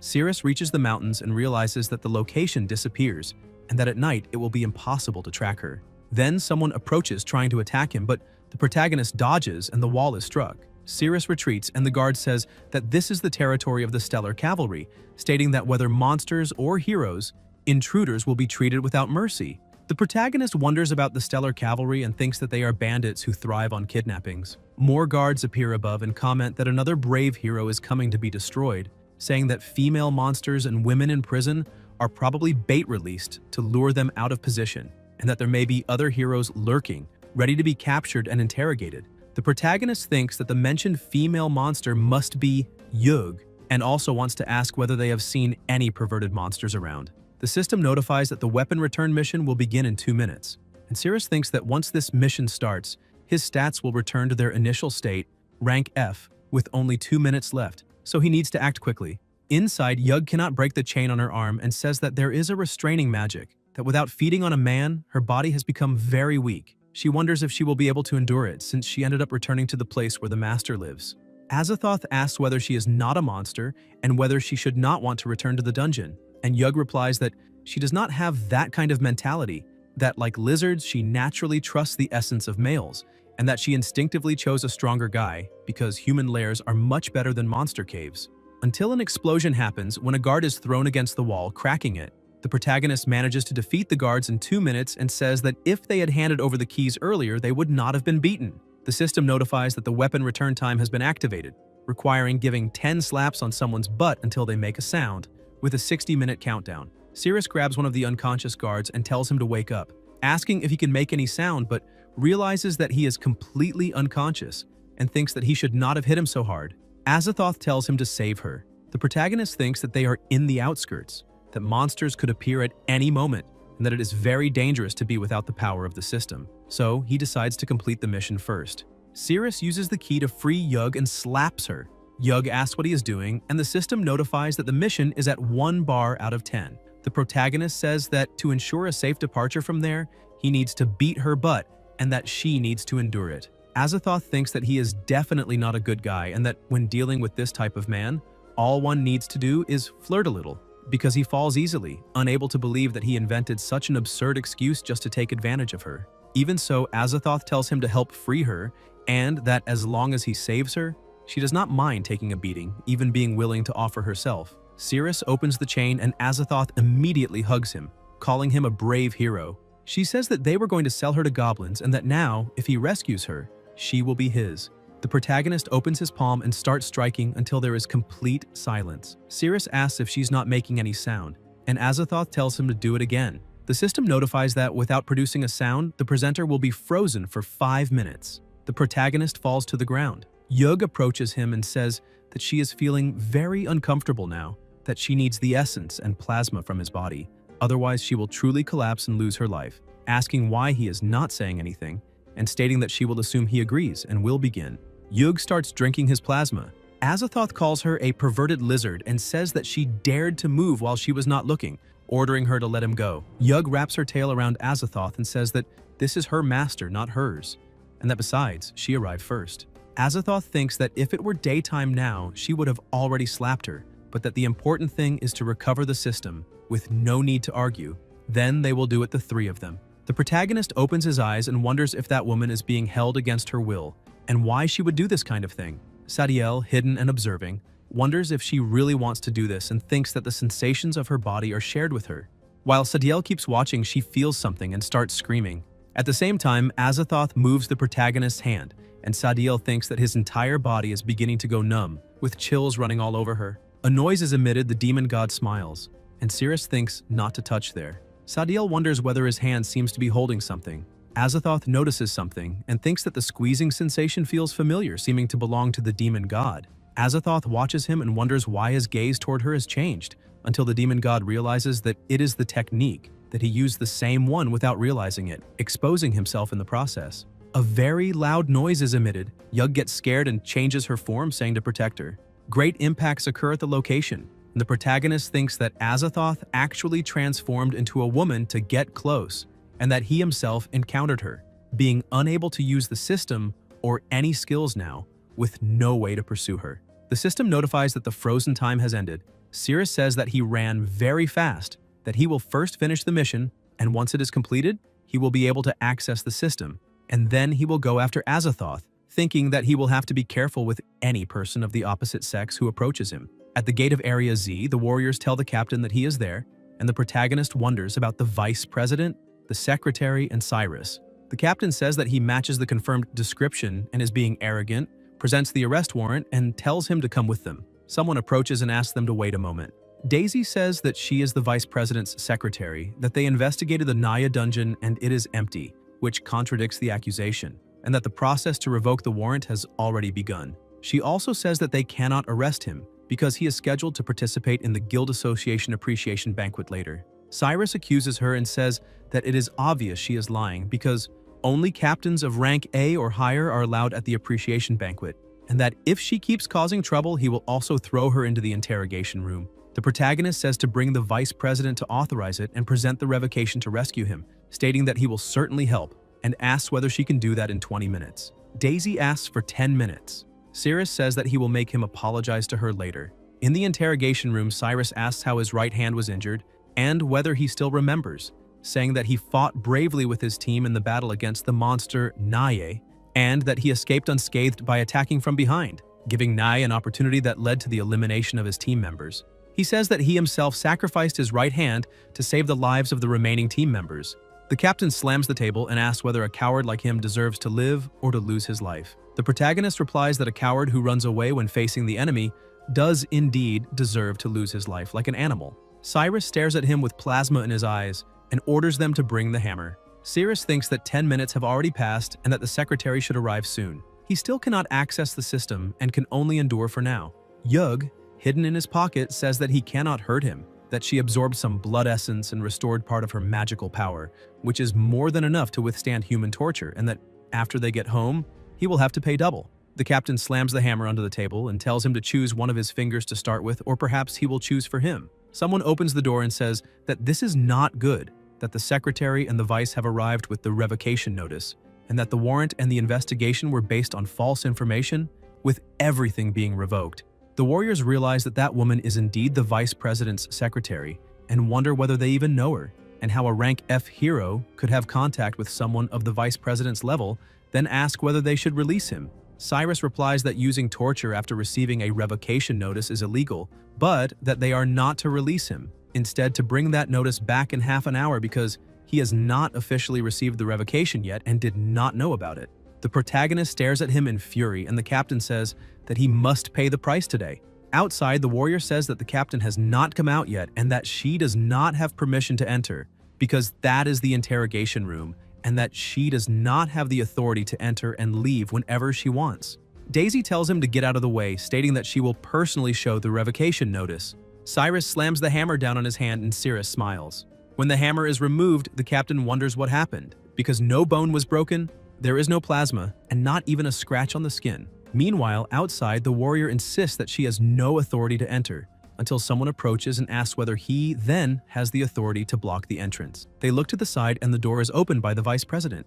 Cyrus is startled when he sees him and asks why he is there. Charlton says that this is the notice revoking Cyrus's arrest warrant and that he must be released. The captain throws the hammer to the ground and replies that he understands. The protagonist's hands are freed, and the vice president says that he, as a captain, abused his power to torture and subdue him, and that if this matter is investigated, he will at the very least be dismissed from his captaincy. Cyrus says that he had not received the revocation and that this is why he took such action, claiming that his men can testify for him and orders them to testify. The warriors feel awkward, thinking that they do not want to offend the vice president. Charlton says that he is at a loss for words. Cyrus says that he can testify that he truly did not see the revocation and that he will not pursue the matter of having him arrested. However, he must bow and apologize to the secretary. Daisy is surprised and everyone bows and apologizes. Then, the protagonist picks up a weapon and says that treating such a beautiful secretary with rudeness was disrespectful, and Cyrus begins to strike their backsides with the weapon in hand, with only screams being heard saying that they were wrong and would not dare do it again. The system notifies that the weapon has been returned and that the mission has been completed. The protagonist says that it is finally over, that the matter between him and the secretary is settled, and the captain asks what he means by that. Cyrus grabs his arm and says that he will resolve the matter between the two of them, and the captain asks whether he had not said that he would not pursue the matter of arresting him. The protagonist replies that this concerns the matter of him having struck his hand. Cyrus, screaming in great pain, apologizes and admits that he was wrong, begging for forgiveness. Cyrus continues twisting his arm until it breaks.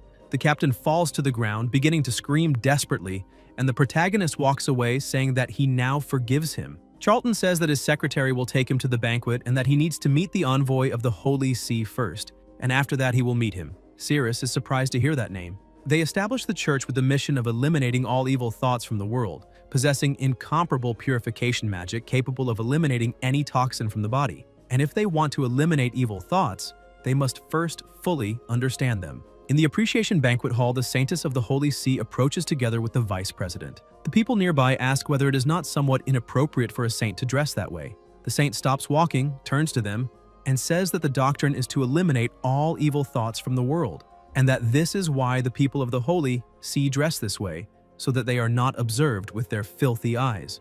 And Charlton orders the guards to give 10 slaps to those who spoke. The saint says that it is not necessary because if they punish them for that, then everyone there should be punished except the vice president. Charlton asks how he is different from them, and the saint replies that his mind is in turmoil, but his body is not reacting much. The vice president says that he is a person with a pure heart and therefore has self-control. The people nearby comment that they heard he was impotent and that judging by this, it seems to be true.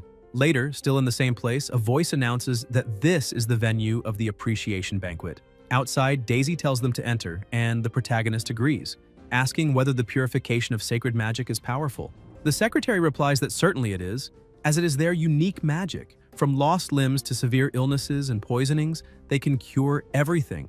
Being a hero is a high-risk profession, and heroes from every region have already tried to collaborate with them, but all were rejected. They do not easily use magic on others, and the reason lies in evil thoughts. Cirrus thinks that perhaps they might be able to cure the poison within himself and wants to try to find them. At the entrance, the card is swiped, the identification is confirmed, and the guard tells them to enter. The protagonist asks why they are gathered there, and the vice president approaches, saying that the saint is testing eligibility to cooperate with the Holy See and that whoever passes will receive a reward. The saint says that this is the treasure of the Holy See, the sacred veil of the heart, and that each person's heart will be revealed by the gemstones. The possibility of cooperation with the Holy See depends on purity, and no hero guild from other regions has succeeded so far. The people grow curious and ask how the purity of the heart is measured, what is inside it, and whether there could be any kind of mechanism. The saint replies that if they want to find out, they should leave, then come back in and try it themselves. A man says he will try, claiming to have a pure heart and to have never done anything shameful. It is Logan, captain of Team 7. The saint smiles, Logan enters, and ahead of him there is someone, a Catwoman. Logan thinks she is magnificent. The Catwoman approaches, Logan turns red and thinks she took the initiative to come closer to him. She looks at him and Logan goes crazy, saying that she is truly magnificent, and that she could let him do something with her. The Catwoman asks what he wants to do, whether it is caressing. Logan replies that this is a magnificent place, and she tells him to stop it, calling him disgusting. The Catwoman pushes him out, throwing him far away. The stone marks 88%, and the saint thinks that the malicious thought level was 88%. Clearly someone with a filthy heart. A young man tells them to observe the crystal because whatever is inside must be very dangerous. Owen says he will check it, no matter what it is. He will handle it himself. When Owen enters, he's also thrown far away, and people comment that he is bleeding a lot, asking if he's alright. On the crystal, it appears that his filthy thought level is 92%. Several people try, but all of them have malicious thoughts. The saint thinks that this is just a waste of time. There is not even a single one below 80. All of them are filthy inside. No one should be able to pass the test.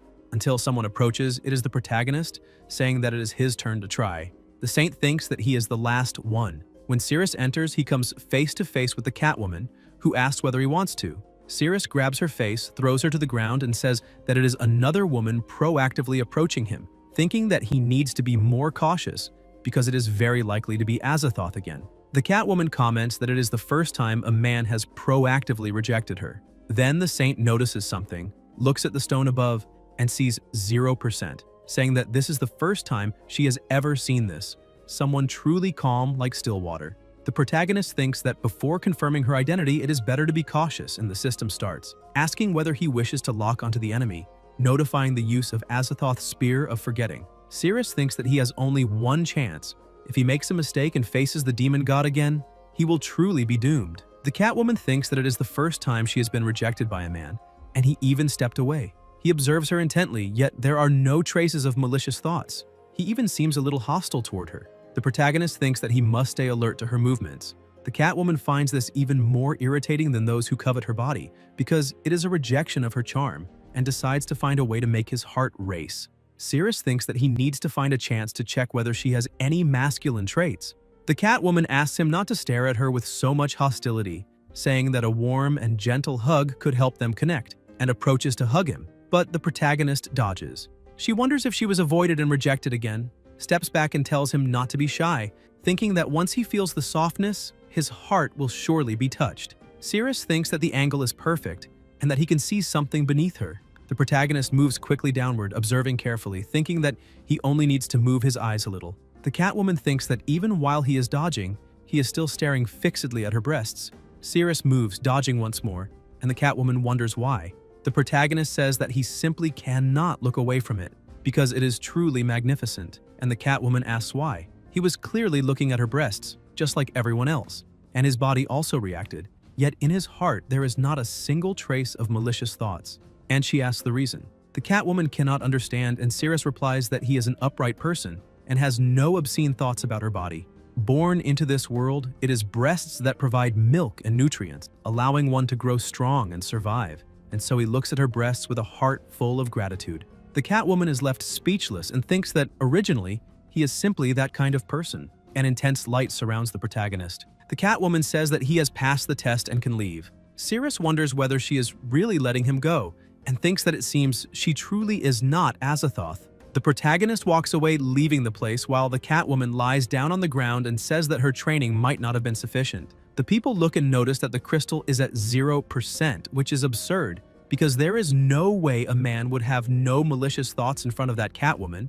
Perhaps the crystal is broken. The Saint says that this is the first time she has ever seen someone with a completely pure heart. Cirrus says that he passed the test and asks whether he can use the purification magic on himself to remove the poison. And the Saint replies that of course he can, asking everyone to leave. Later, still in the same place after everyone leaves, the Saint says that she will detoxify him now and that he should lie down.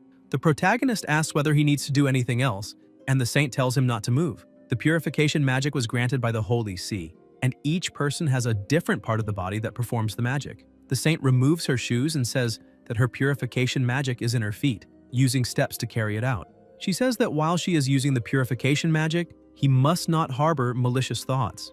Otherwise, the magic will gradually lose its effect. Cirrus asks about these malicious thoughts, whether they refer only to him. And the Saint answers yes, and that from the moment she became a saint of the Holy See, her desires were taken away. Now he must completely relax, because she will move from top to bottom. This is a necessary process to evaluate his physical condition in order to treat the body more precisely. The Saint moves her foot along his arm and hand, and the protagonist thinks that she wants to use her foot to move his hand. The Saint tells him not to move, that she will do it herself, otherwise it will affect her ability to cast the magic. The chair is pressed against the wall and she will use his face as support. While the Saint rests one foot on his face, she moves the other along his body and says that she is starting. The pressure increases, becoming more and more intense. Cirrus appears in another place, blue, and the protagonist asks why he is floating in the water and where he is. The Saint's foot appears in that place as well, moving closer to him. Cirrus thinks it is very heavy and starts screaming. Outside that place, the Saint lifts her foot and tells him to relax and not to resist the foot, because this is part of the healing process. She is using the purification magic to project his consciousness into a part of his body and will pull him out of the water, and his fingers will be fine. In the consciousness, the Saint moves her foot toward him again. The protagonist grabs her foot, and the Saint says that she will pull him out in one go. Cirrus says that something below the water is wrapping around him, and the Saint says that those are the poisons in his body. The particles beneath the water try to pull him down, and the Saint tells him to hold on to the foot. The protagonist grabs it and bites the pantyhose, thinking that he needs to tear it open to expose it. Otherwise, he will not get a firm grip. The Saint says that he tore it to pieces and that this is rude. Cirrus wedges himself between her toes to hold on, while something pulls him from under the water, and he thinks that even though she is squeezing him hard, he does not feel pain. Instead, he feels very comfortable. Her toes are warm.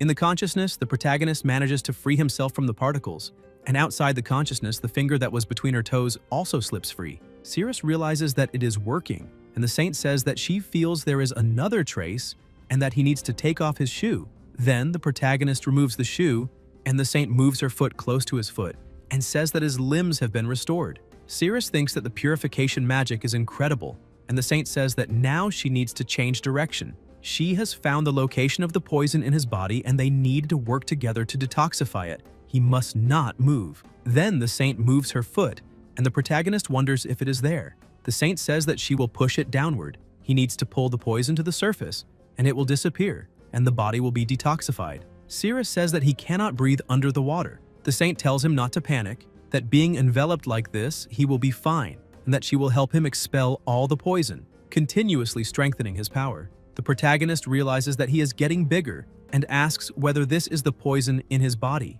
Cirrus approaches the water and the saint notices something, feeling her body strange, while the system notifies that it has been locked, favorability 1%. The protagonist screams loudly and the poison coils around his entire body. The saint says that this water represents the body of consciousness. He needs to use magic to create a shield around his body, overcome these poisons, and resonate with the magic itself, and Cirrus tells her to hurry because he is already entangled. The saint says that she is starting now. The protagonist says that the poisons are being destroyed. The saint says that the shield has been set up for him and that he needs to swim downward and try. Cirrus starts swimming and says that it works. The shield is tearing the poisons apart, and in this way he can get close to the source of the poison soon. The protagonist keeps swimming and asks why he has still not gotten closer, saying that he has swum a long distance and should have reached it by now. The saint says that he cannot use real-world distance to judge distance within bodily consciousness, because what seems close is actually far, and she thinks that to maintain that shield she needs to keep rubbing continuously, which will be extremely exhausting. She feels a sense of joy spreading from her feet, and this is strange. Then the protagonist notices something and says that her shield is cracking. The saint says that her purification magic is weakening, and that if he wants to detoxify himself, he must stop having impure thoughts about her, otherwise the purification magic will fail. Within the consciousness, the shield shatters, and the poison coils around the protagonist's body as he struggles to breathe. The saint thinks that she needs to rub harder to repair the shield quickly. The purification magic must not fail, and the favorability keeps increasing. In the consciousness, the protagonist is suffering greatly, until outside the consciousness, Cirrus opens his eyes and looks at her. The saint thinks that she has to fix the shield. When she stepped on him, there truly was an inexplicable pleasure, and she wants to keep stepping on him, until someone calls out to her, and the saint asks whether he has already returned to reality.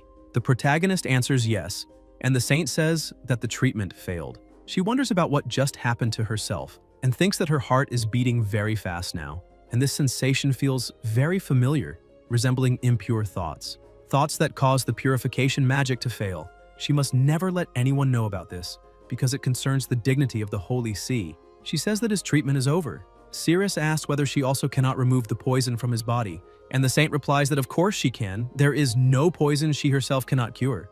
As soon as she finds a way to reach the source of the poison, she will inform him, but she can still heal his limbs. The saint also says that he can go to the Holy See at any time to find her, and that her name is Lilia. That is all for today. The protagonist thinks that, indeed, to detoxify himself, finding Azathoth is essential after all. The saint leans against the wall and thinks that she almost could not restrain herself. Her desire was taken away, and she does not know why she still feels this way, but it is different. It is incredible. Elsewhere, Cyrus is sent flying by a blow. Darren, very irritated, asks whether he cannot handle something so small. Cyrus says that it was the vice president this time, and Darren tells him to shut up, saying that he does not want to hear excuses.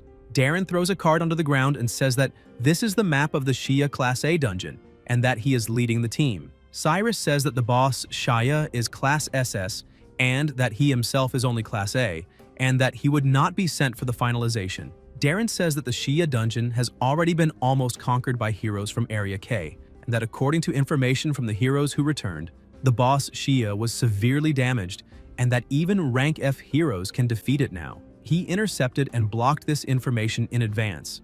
Now this is Cyrus's chance to take advantage and secure the position of captain. Cyrus becomes excited and says that this time he will definitely succeed. Elsewhere, someone pours plasma into Shia's mouth. It is Azathoth, saying that after drinking so much of her plasma, his body should be recovering now. Shia smiles and quickly stands up, saying that he has been completely revived. Smiling, Shia says that she saved him once again and asks whether there is anything he can do to repay her, saying that he does not want to owe anything. The demon god replies that it is simple, that he only needs to eliminate a human. The protagonist elsewhere observes Azathoth's location and says that she traveled to such a distant place. The vice president approaches and says that he made a significant contribution this time, that Area Z will cooperate with the Holy See, that their strength has increased considerably, and that if he has any request, he can let them know. Cirrus asks for the position of captain, and says that with that position, he will have the right to choose which dungeon to go to. He goes home to prepare, will leave the city at noon and thinks that he only has 49 days left and cannot waste any more time. Charlton asks whether it is that urgent and says that they are currently understaffed at the guild, but that the promotion process to captain can be completed by noon. Daisy says that she can help since she is familiar with the procedure and should be able to finish it before noon, and asks him to consider a thank you gift for helping defeat Cyrus. Elsewhere, Yug is waiting for him and says that she cleaned the entire house and also finished all the food. Now the house is spotless. She herself is the kind of maid every human man dreams of having, and the protagonist says that she is amazing, but that she could have saved a little food for him, and Yug says that she will save some next time. She herself is so useful and can stay there forever, so Cyrus asks whether she does not want to go home. Yug asks about home and says that for a monster there is only a lair, there is no home. Yug pinches his cheeks. The protagonist pushes her hand away and says that she must not let anyone discover that she is a monster. After all, this is a human city, otherwise the two of them will be in trouble. Yug says he can rest assured because she is very good at hiding, and the system notifies that favorability has been reached 100%. After getting closer to her, the value increase doubles. Yug says that now her job is done and that it is his turn. Cyrus asks his turn for what, and Yug says that in the dungeon she blocked several hammer blows for him and used a lot of magic, and that he promised to pay double. The protagonist thinks that getting closer to her can give him more strength, which would be very useful for the journey ahead, assuming it is a gain. Elsewhere, someone is driving. It is Daisy, saying that she should be arriving at Cyrus's house soon. Meanwhile, inside his house, Yug tears his clothes and says that his body is truly fantastic, unable to resist the urge to get closer, almost wanting to devour him in a single bite, and the system notifies an increase in defense, agility, and attack power. Yug thinks that her magical power is beginning to recover little by little, keeps pulling him to bite him and apologizes, saying that she got too excited for a moment and forgot her own strength. Then the doorbell rings. Yug asks if someone came. The protagonist replies that it is probably the secretary delivering the promotion notice and that she should hide for a while. Yug hides. Cyrus opens the door and says that he had just gone into the shower, so he was late to open. Daisy says that she has already completed the process and that there is his promotion, and that she also brought fruit. The protagonist says that this is great, and the secretary says that if he liked it, she can bring more next time. Yug listens while hiding and says that she seems like a woman. Daisy says that if he needs any help in the future, she can help him, and Cyrus replies that he knows. Yug approaches and says that the two of them seem to be getting along well. Daisy asks who she is and thinks that she is so tall. The protagonist feels awkward, not knowing what to answer, and wonders if she transformed into a human. Yug says that she is his little sister. Daisy gets irritated seeing the intimacy between the two, takes the fruit back, and leaves. Yug says that she used a bit of transformation magic, and Cyrus says that they are out of food again. Daisy throws the fruit into the trash. Later at the house, the protagonist puts on his armor and says that he has an important task for her, that she needs to transform into a human and buy food but must not be caught. Yug says not to worry, that she will complete the task. Cyrus thinks that he needs to find Azathoth, opens the door and finds a bag on the ground near the door. It is the fruit along with a note, and it says for him not to be angry with her about before. Elsewhere, people are gathered and talk about how the journey was smooth and that not even a single trap was triggered at all, that following the captain was truly the best choice. And the captain says that this is power, that he really hit the lottery this time. Cyrus thinks that with the map his brother gave him, this entire journey feels like just entering a park. A young man says that the previous team failed to conquer it and that they themselves will use the items left behind to defeat the boss. They will be furious when they find out. The captain asks what can be done about that and says that the guild's rule is that the team that defeats the boss first keeps all the resources. If the information leaked, they will have to accept it. On the other side, the monster falls to the ground and the system notifies that a rank A monster, a rock giant, has been defeated, and that the map of this area has been obtained. The protagonist says that his stats have increased significantly and that defeating rank A monsters is already a breeze, thinking that all of this is thanks to Yug. He says that Azathoth advanced deep inside the dungeon all the way to the boss room. Later, elsewhere, the team hears a noise, and Cyrus tells them to stay alert because there is something to the left. They notice someone approaching. The captain watches carefully and realizes that it is Cyrus, wondering what he is doing there and whether he came to steal the victory. He asks what Cyrus is doing there, and the protagonist replies that he is there just like them, hunting monsters. Cyrus asks where his team is, and Cyrus replies that he came alone, is in a hurry, and thinks that running into them is bad luck. The captain wonders whether he is conquering this class of dungeon alone, and thinks that Cyrus must know that the boss Shia is weak. This guy is even greedier than he is and wants to take all the credit for himself. He shouts for everyone to move quickly, thinking that he cannot let him find the weakened Shia first and steal the credit. The protagonist opens the map, and the system notifies that the map has been opened. All items will be requested. The bunker scepter, this sword, and the paths ahead will switch from left to right, and they can be used to deactivate or activate traps. Cyrus thinks that according to his brother's map, there is a fork just ahead. The path on the right is a dead end, and the one on the left is the correct one. They start running. The captain looks at Cyrus and thinks that this sword cannot be drawn, seeming that his intelligence is not as good as his own. As soon as he takes the left path, he will seal it behind himself. Cyrus will receive no credit until a monster appears. They look and realize it is a dragon, and a woman is striking the enemy. Cyrus wonders why there is a dragon there, and thinks that his brother's map and the information did not mention this. The dragon swings its tail, destroying everything around it, and the captain says that the wall is collapsing and that they must retreat. The dragon is about to fall from the blow the woman just delivered. The warrior attacks it again, and the captain says that the dragon is falling and that they should dodge. The dragon crashes to the ground, and Cyrus is shocked to see that she brought it down with her bare hands. The warrior also lands on the ground. It is Dapen, rank S from Area K, and she asks which area they are from. The captain says they are from Area Z, a team from Area Z, and Dapen asks whether they are also there to conquer the Shia dungeon. Cyrus answers yes. Dapen says that Area K did not request support from Area Z and asks whether he is trying to compete with her. The captain thinks that fighting Dapen would not end well. Cyrus says that if they cannot cooperate, it would be an honor to fight alongside her. Dapen replies that he probably will not have that chance. She never cooperates with others, only the weak rely on others. An item begins to float near her ear, and a voice asks for help, asking whether there are any heroes nearby and saying that there is a dragon there, requesting support.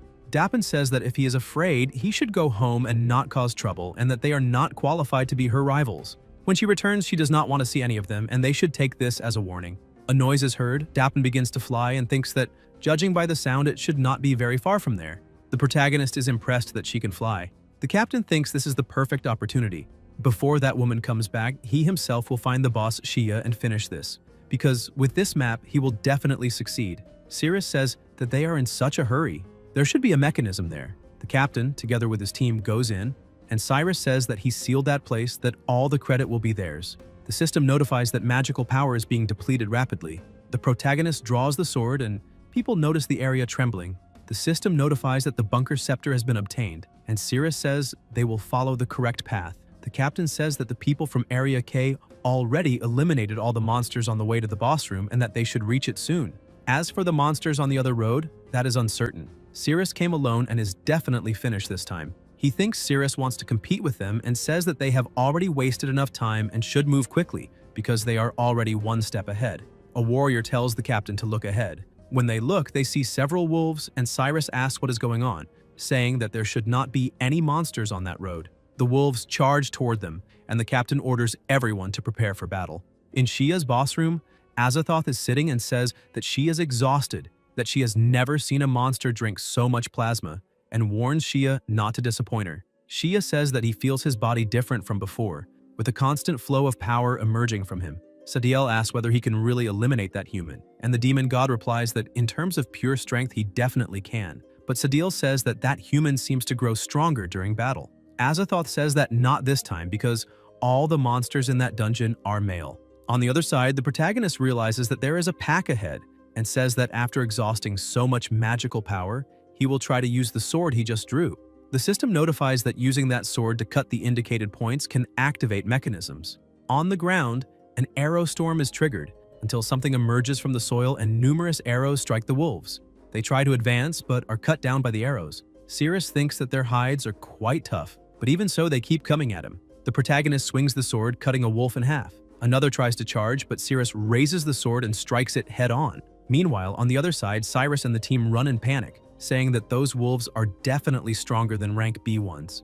They run very fast, but realize that the gate is closed. The warriors say they are screwed because the path they came through was sealed by the captain, and now they are in serious trouble while the wolves chase them. Cyrus orders them to hold the wolves back while he checks the map to find a way to open the gate. The warriors raise barriers and tell him to hurry because they will not be able to hold them off much longer. The captain studies the map and realizes that it only shows mechanisms to seal the gate with no mechanism to open it. On the other side, the wolves charge together with their mouths wide open, but the protagonist dodges both and takes an attack stance. The system notifies Stone Gate. The two wolves rush forward. Cirrus moves the sword to close the gate and crushes them. On the other side, the gate opens, and the warriors say that the captain opened the gate. Cyrus wonders how the gate opened by itself. The captain tries to run, but a wolf bites his leg. On the other side, the protagonist says it was easily dealt with. The gate opens again and the wolves are crushed. On the other side, the gate closes, and the wolf that bit the captain's leg has its body torn apart as it is crushed by the gate. Cyrus's foot is injured. On the other side, after Cirrus eliminates the wolves, he walks away. On the other side, a warrior helps the captain walk and says that his leg is already severely injured, asking whether they really need to continue because he feels that the monsters there are unusually strong and questioning whether they should retreat and rest for a while. Cyrus says to keep moving forward and thinks that he has the map. If he goes back now without any credit, his brother will definitely kill him. All the monsters there have already been dealt with. The structure of the road matches the map perfectly. This is the correct path. The map was drawn in reverse, and his brother almost got him killed. They stop walking and realize there is another fork in the road, asking which path they should take this time. The captain thinks that the map shows the path on the right, but tells them to take the left path. On the other side, the protagonist follows the path indicated by the system until he reaches the boss room and is surprised. He wonders why he is outside the room. Shia says that if he is capable of pushing the bunker scepter, then he must have some ability. Cirrus says that Azathoth must be inside that room. Shia replies that he will take his head to his goddess. The protagonist asks about the goddess and whether he thinks Azathoth is female. Shia answers that she has a proud chest, fair skin, and a faint fragrance that never fades, asking whether she is not a woman and what else she could be, a man. The protagonist grips the axe blade and says that he can think whatever he wants. An axe is summoned and flies toward the enemy, but it is shattered by a single punch from Shia. Cirrus is shocked that he does not even need a weapon to deal with attacks. Shia moves rapidly, charging at him, asking how he dares say his goddess is a man, declaring that it is disrespectful to her and an insult to himself, and that he should prepare to lose his life. The protagonist thinks that he is extremely fast. Shia smashes the ground with his weapon, causing a massive impact. Cirrus's sword shatters and he thinks that Shia's strength is overwhelming, but that it is fine because now it is his turn to strike back. The system notifies rapid body slash. The protagonist moves instantly, appearing behind him and attacking. Shia turns quickly and blocks the strike, and Cirrus is surprised that his attack was defended. Shia smiles and tries to counterattack, saying that the goddess has also increased his power several times over. The protagonist blocks with the remaining fragment of the sword while Shia keeps pressing with brute force, saying that killing him is as easy as crushing him. Cirrus thinks that he is incredibly strong, the most powerful boss he has ever faced. Shia lunges again, trying to strike him, but the protagonist blocks with his foot. Even so, Shia sends him flying and smiles. Cirrus, lying on the ground, thinks that he did not expect this guy to have a clone ability, which makes the situation much more complicated. On the other side, the monster attacks Cyrus and his team. The captain orders the two men not to run and to help him because he cannot move, shouting for help and asking who will assist him. Then, someone strikes the monster, shattering it. The monster collapses to the ground as Dapen has just defeated it with a single blow. She asks whether they were the ones calling for help just now and whether he was the one who requested support. Cyrus answers yes. The two men say they are saved, that they thought they were going to lose their lives there, and that she split the stone giant into two pieces. Dapen strikes the captain, sending him flying, and says that they are a bunch of useless trash from Area Z. Each one calls himself a brave hero, but all of them tremble in fear before monsters, and if it depended on them, the world would have long ago fallen under the Lord's rule. If they want to continue calling themselves brave heroes, they should go back and train diligently first, at least enough to look less like clowns. Now they should get lost and stop letting her see their incompetence again. The three walk out.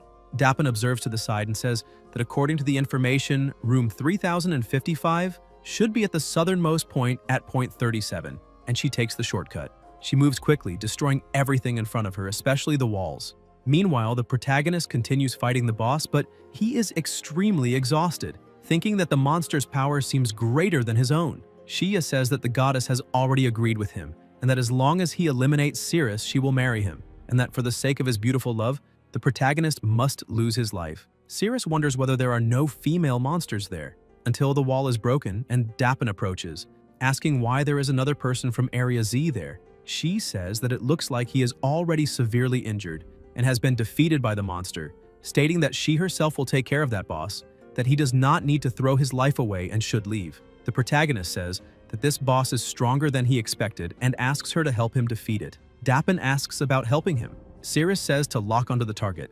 Dappen grabs his arm and asks whether he is crazy or did not understand what she just said, stating that she herself will handle that monster and that trash from Area Z should stay out of it. The system notifies that the target has been locked. The two kiss, attack power and favorability increase, and Dappen is surprised and embarrassed at the same time, to the point of hesitating to speak. Shia asks whether the two of them are ignoring him and flirting while fighting him.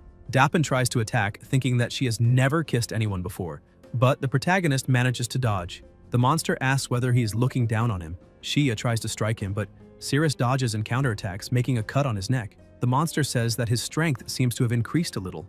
Dappen is still frozen, thinking that he suddenly kissed her, wondering whether it was because they were too close, and thinking that she herself even used her tongue, which was soft and warm. The protagonist tells her to stop spacing out. The monster almost hits her, smiling, but Cirrus manages to make her dodge. Even so, part of her armor is broken. Dappen notices, and Cirrus says that she almost got cut just now. The monster comments that they have good reflexes. Shia attacks again, and the rest of Dappen's armor is shattered. She thinks she felt as if a shock ran through her body. She freezes and cannot move. The system notifies that favorability has reached 92% and attack power has increased. The monster thinks that that human's strength is really increasing, and that he needs to finish him quickly. Dappen thinks this is bad. The tingling sensation spreads to the lower part of her body. Her legs lose strength. It is a strange feeling. She has never felt anything like this before, and if it continues, her whole body will become limp. She can no longer fight and decides not to think about it. She is there to defeat monsters and needs to move her whole body to fight. She has already helped block 2 attacks and does not want to become a burden in battle. The protagonist says that his strength is not enough right now and that they need to unite to win. Dappen says that she will not unite with him because not working with others is her principle, and she has always defeated monsters alone. There are 2 monsters, one for each of them. They will fight separately.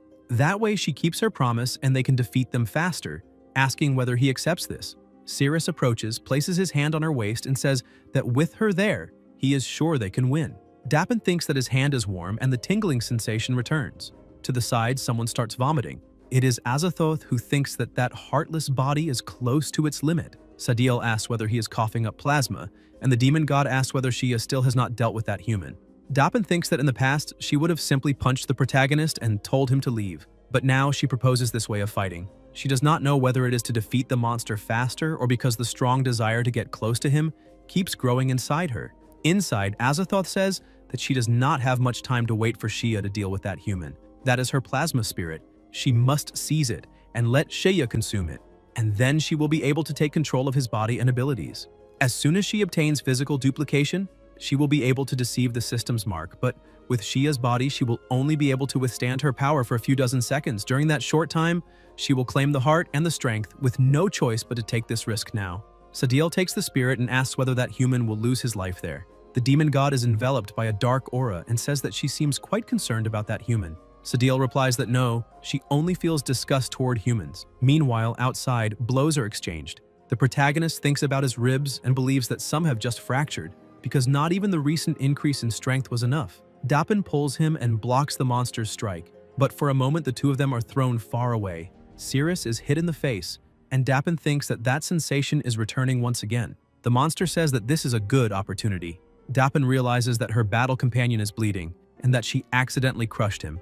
Apologizing and saying it was an accident, Shia gathers an absurd amount of power and releases it, destroying everything ahead and causing a massive explosion. The smoke dissipates, and Shia says that those 2 humans must have been blown to pieces, but Dappen managed to block that tremendous attack and thinks that her armor was shattered, having absorbed most of the impact. She asks if he is alright, and the protagonist replies that he is, that only a few ribs are broken. Dappen says that he is no match for Shia, and that if he keeps fighting, he will lose his life. This battle is hers alone. She thinks that after pressing against him, a strong desire arose within her to get even closer to him, wanting to hug him again to experience that sense of dominance. She says that her blue armor was shattered by the last attack and that he can come and hold her tightly because she does not want the monster to see her body. She needs to use one hand to cover her chest to avoid exposure, leaving only one hand to fight, which would greatly reduce her combat effectiveness, so it would be better if he hugged her and covered her chest. Dappen thinks that she does not know why she's having these thoughts. She is a rank S hero.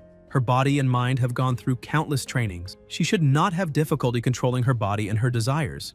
The protagonist says that this really hurts, and that he will need to find Lilia for treatment after this. Dappen thinks that he is injured, that he is a wounded man. What she feels is not desire. It is the duty to protect the weak. Dappen approaches with her arms open and thinks that protecting the weak and injured is her responsibility as a brave hero, and that she must protect him. The system notifies that favorability has increased and that when they get close, all attributes will be doubled. Shia charges to attack both of them together, but Dappen manages to dodge while holding the protagonist in her arms. Dappen thinks that her body is starting to react again. The sensation is even more intense than before, as if a flame were burning inside her. She is a brave hero and must overcome these difficulties. He is completely enveloped. His body is soft yet firm and strong, and Sirius's attributes keep increasing. Dappen lands on the ground again and says that she is holding him to protect him while he is injured, so she should not think too much about it. Naturally, both he and she are hypocritical people, and all of this is a necessary sacrifice to defeat the monster. The monster watches them and uses his clone ability, saying that it has been increased fourfold, the limit of what his body can endure. Dappen says that the monster has split into 4, and the protagonist thinks that, just to be safe, he will stay like this for a little longer. Sadiel thinks about what Azathoth said, that she drank his plasma and resonated with her body. If he loses his life, she will not survive either. Sadiel stands still, lost in thought, with the mushroom in her hand. Guys, if you enjoyed the video, leave a like, comment, and subscribe to the channel so you don't miss new content. Thank you.